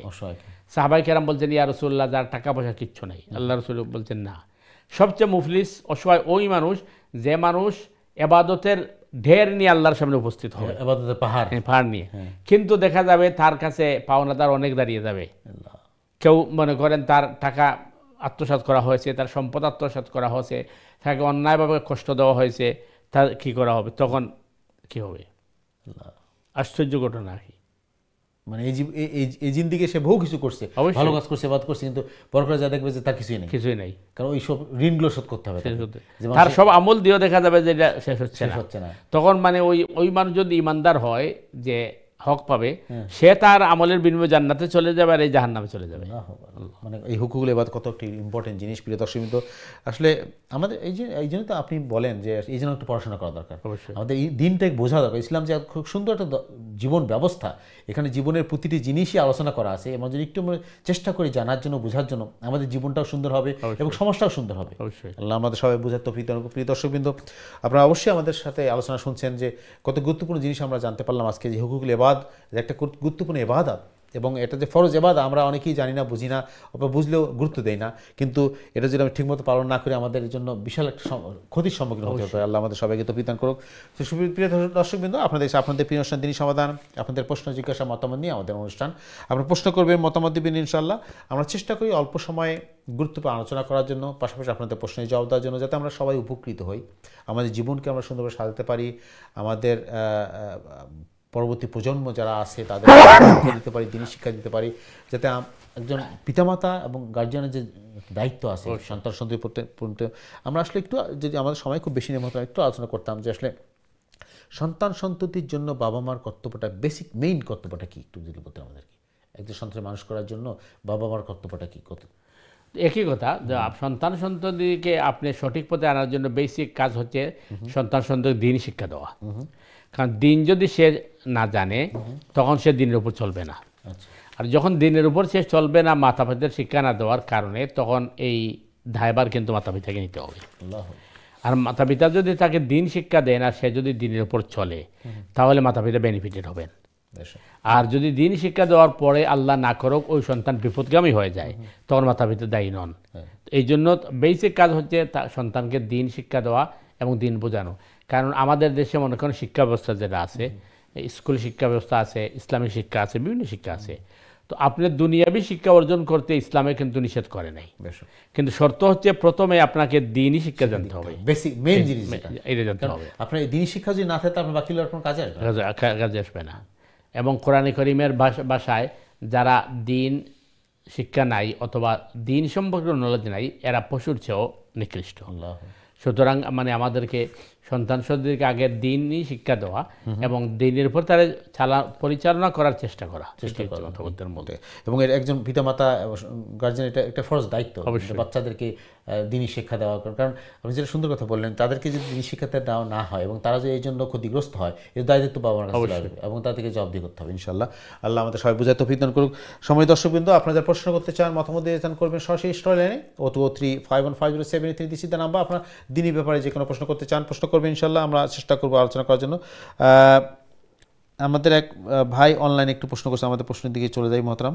এক ভাই জানতে চাচ্ছে যে আমরা অনেক সময় শুনি যে আলোচনায় অনেকে বলে যে সে মুনাফিক, মুশরিক, একটু জানাবেন এইগুলোর পার্থক্য কি এবং কেমনে একজন মুনাফিক একজন মুশরিক হয়ে যায়? প্রশ্নটা বুঝুন আবার বললেন যে আমরা অনেকে বলি সে মুনাফিক বলি এবং সে মুশরিক, এর পার্থক্য এবং কিভাবে একজন মুসলিম মুনাফিক মুশরিক হয়ে যায়? প্রথমত কোনো মানে মুমিনকে মুনাফিক অথবা মুশরিক বলা এটা ঠিক নয়। কারণ হাদিসের মধ্যে আসছে মুনাফিকের লক্ষণ এটি তিনটা। সুতরাং কারোর মধ্যে যদি মুনাফিকের চরিত্র পাওয়া যায় তাহলে এটা বলা যেতে পারে ভাই আপনার এইটার মধ্যে মানে হাদিসের পরিবেশে মুনাফিকের চরিত্র এটা আপনি ত্যাগ করেন, কিন্তু মুনাফিক বলা যাবে না। কারণ মুনাফিক হওয়ার জন্য শর্ত হচ্ছে আল্লাহ এবং আল্লাহ রসুলের সাথে তার ক্লাস হওয়া। যেহেতু আল্লাহ তো দুনিয়াতে আসবেনই না, আর রসুল তো এই যুগে নাই, সরাসরি ইসলামের সাথে যদি সে কি করে তখন সে কি এই যুগে যদি সরাসরি ইসলাম বিরোধী করে তাহলে সে জিন্দিক হবে অথবা মুরতাদ হবে, তাকে মুনাফিক বলা যাবে না, মধ্যখানে থাকার আর কোনো সুযোগ নাই। তবে মুনাফিকের চরিত্র থাকতে পারে। নাম্বার 2 হচ্ছে মুশরিক, যারা শিরিক করে। তো সেহেতু কোনো মুমিন তো মুশরিক হওয়ার কথা নয়, যদিও শিরকের কয়েকটা স্তর আছে, শিরকে আকবর আছে, শিরকে আসগর আছে। শিরকে আসগর অনেক সময় আমাদের মধ্যে থাকে, এগুলো পরিহার করা দরকার, কিন্তু শিরকে আসগর করার কারণে সে কিন্তু মুশরিক হয় না, কারণ তার তো ইমান আছে। আর আমি কাউকে বা অন্য কাউকে মুশরিক বলার অধিকার আমাকে দেওয়া হয়নি। এখন দ্বিতীয় প্রশ্ন হচ্ছে যারা আসলেই নন মুসলিম, তো ওরা যে শিরিকগুলা করছে তাদেরকে মুশরিক বলা যাবে কিনা? তাদেরকে মুশরিক বলা যাবে না, কারণ তাদেরকে মুশরিক বলে আমার লাভ কি? কারণ কোরআন বলছে ওয়ালা তাসুব্বুল্লাযীনা ইয়াদউনা মিন দুনিল্লাহি ফায়াসুব্বুল্লাহা আদওয়াম বিগাইরি ইলমিহিম, যে তোমরা অন্যান্য ভিন্ন ধর্মাবলম্বী যারা আছে তারা যে মানে আপনার গায়রুল্লাহর ইবাদত করছে, তার এই মাবুদগুলাকে তোমরা গালি দিও না, কারণ তোমরা যদি তাদের মাবুদগুলাকে গালি দাও তো তারা তাদের অজান্তে তোমাদের আল্লাহকে গালি দিবে। সুতরাং আমি আর একজনকে মুশরিক বলে গালি দেওয়া বা কাফির বলে গালি দেওয়া এটা ইসলাম শিখায় নাই। ইসলাম বলছে এই কাজ করলে এটা কুফর হবে, এই কাজ করলে এটা শিরিক হবে, যারা করবে তারা কি হবে। আমরা কাউকে এইভাবে কাফির অথবা মুশরিক এই ধরনের বলবো না, এবং এটা উচিত নয়। সম্মানিত ভাই, আপনার প্রশ্নের ধন্যবাদ। একটা জিনিস আমাদের সমাজে এই কথাগুলো খুব বহুল প্রচলিত, যে সে মুনাফিক, সে মুশরিক, সে এটা সেটা, আমরা একে অপরকে গালাগালি করব না। যে যা করলো সাবধান করা যেতে পারে বা তাকে গাইড করার জন্য বলা যেতে পারে, পরামর্শ দেওয়া যেতে পারে, কিন্তু কোনো গালাগালি করবে না, কোনো গ্রুপিংও করা উচিত না। ইসলাম তো বলছে তোমরা খুবই থাকো, নিজেদের মধ্যে ভেদাভেদ করে ইনশাআল্লাহ আমাদের তৌফিক দান করুক। সুপ্রিয় দর্শকবৃন্দ, আপনারা দেখছেন আপনাদের প্রিয় দিনী সমাধান। আজকে দেখতে দেখতে আমাদের সময় একদম শেষ পর্যায়ে চলে গেল। আমরা চেষ্টা করছি আপনাদের প্রশ্নের জবাব দেওয়ার জন্য, পাশাপাশি খুব গুরুত্বপূর্ণ আলোচনা আমরা করছি। উদ্দেশ্য একটাই যে আমরা আলোচনা থেকে শিখবো, জানবো, বুঝবো এবং ইসলামকে সঠিকভাবে পালন করার চেষ্টা করবো। যেটা মহতারাম বললেন, আমাদের এই জন্য পড়াশোনা করা দরকার, জ্ঞান অর্জন করা দরকার। আমরা যদি দুনিয়াটাকে বেশি মনে করি, সব কিছু মনে করি, কিন্তু পরকাল হারিয়ে যাবে। এই জন্য আমাদের একজন সত্যিকারী ইমানদার, সত্যিকারী মুমিন হওয়ার জন্য আমাদের দুনিয়ার পাশাপাশি আমাদের আখিরাতকে চিন্তা করতে হবে। এই জন্য একটা পড়াশোনা করা দরকার এবং সঠিকভাবে ইমানদার হওয়ার জন্য যে চেষ্টা, যে গুণগুলো থাকা দরকার, আমরা অর্জন করার চেষ্টা করব। আল্লাহ আমাদের সবাই তৌফিক দান করুন। আমাদের হাতে সময় 2-3 মাস আছে, আপনার সময় বক্তব্য নেবেন ইনশাআল্লাহ। এরপর চলে যাবো আমাদের শেষ কাজ। আসসালামু আলাইকুম ওয়া রাহমাতুল্লাহি ওয়া বারাকাতুহু। সম্মানিত দিন টিভির দর্শক ভিউয়ার ভাই বোনেরা, আমরা প্রায় 1.5 ঘন্টা পর্যন্ত আপনাদের সামনে আলোচনা পেশ করেছি এবং আপনাদের প্রশ্ন মতামত আমরা গ্রহণ করেছি, এবং প্রতি সোম এবং মঙ্গলবার একই টাইমে আপনারা এই দিনই সমাধান দেখেন এবং প্রশ্ন করেন, পরামর্শ দেন। আমরা সবাইকে স্বাগত জানাচ্ছি এবং আমরা আশা করছি আমাদের ভাই বোনেরা এই প্রোগ্রামগুলো দেখে আমরা দিন শিখব এবং জানব এবং সঠিকটা জানার চেষ্টা করব। পাশাপাশি আমরা আমাদের আত্মীয় স্বজন অথবা বন্ধুমহল, অন্যান্য ভাই বোনদেরকে আমরা এনকারেজ করব যে এই প্রোগ্রাম দেখেন, এটার মধ্যে কোরআন এবং সুন্নাহ অনুযায়ী আলোচনা করা হয়, আমাদের অনেক ভুলভ্রান্তি দূর হবে এবং আল্লাহ সুবহানাহু তাআলা আমাদেরকে সঠিকভাবে জেনে বুঝে আমল করার তৌফিক দান করুক। এবং প্রত্যেক ভাই বোন যেন আল্লাহ সুবহানাহু তাআলার কাছে আমরা ইবাদত করতে পারি, যে ইবাদত আল্লাহ সুবহানাহু তাআলার কাছে মকবুল, এমন ইবাদত করতে পারি। আল্লাহ সুবহানাহু তাআলা আমাদেরকে তৌফিক দান করুক। সুবহানাকাল্লাহুম্মা বিহামদিকা আশহাদু আল্লা ইলাহা ইল্লা আনতা আস্তাগফিরুকা ওয়া আতুবু ইলাইক। ওয়াসসালামু আলাইকুম ওয়া রাহমাতুল্লাহি ওয়া বারাকাতুহু। জাযাকাল্লাহু মুহতারাম, অনেক ধন্যবাদ জানাচ্ছি, শুকরিয়া আদায় করছি আপনার এই গুরুত্বপূর্ণ আলোচনার জন্য। এবং আমরা আল্লাহর কাছে দোয়া করি আল্লাহ আপনার স্বস্তি দান করুক, দৃঢ় দান করুক, যেটা আপনার কাছে আমরা আরও বেশি করা যে আলো শুনতে পারি, শিখতে পারি, জানতে পারি। সুপ্রিয় দর্শকবৃন্দ, আমরা আজকের অনুষ্ঠান শেষ করবো ইনশাআল্লাহ। যারা শুরু থেকে আমাদের অনুষ্ঠান দেখছেন, প্রশ্ন করছেন, মতামত দিচ্ছেন, আমরা শুকরিয়া আদায় করছি, ধন্যবাদ জানাচ্ছি এবং আপনাদেরকে আগামী অনুষ্ঠান দেখার জন্য আমন্ত্রণ জানাচ্ছি। আপনারা জানেন অনুষ্ঠানটি আমরা সরাসরি সম্প্রচার করি ইউকে স্টুডিও থেকে প্রতি সোমবার এবং মঙ্গলবার রাত 8:30টায়। আপনারা নিজেরা দেখবেন, আত্মীয় স্বজন, বন্ধু বান্ধব সবাইকে দাওয়াত দেবেন অনুষ্ঠান দেওয়ার জন্য, যাতে আমরা সবাই উপকৃত হই ইনশাআল্লাহ। আল্লাহ আমাদের সবাইকে তৌফিক দান করুক। আমরা আজকে বিদায় নেব প্রিয় দর্শকবৃন্দ। বিদায়ের আগে যেটা আমরা সবাই বরাবরই বলি, আল্লাহ আমাদের সবাইকে সুস্থ রাখুন, সহি সালামত রাখুন, দিনের পথে রাখুন, এই প্রত্যাশায় আজকের মতো বিদায়। আসসালামু আলাইকুম রাহমাতুল্লাহি ওয়া বারাকাতুহু।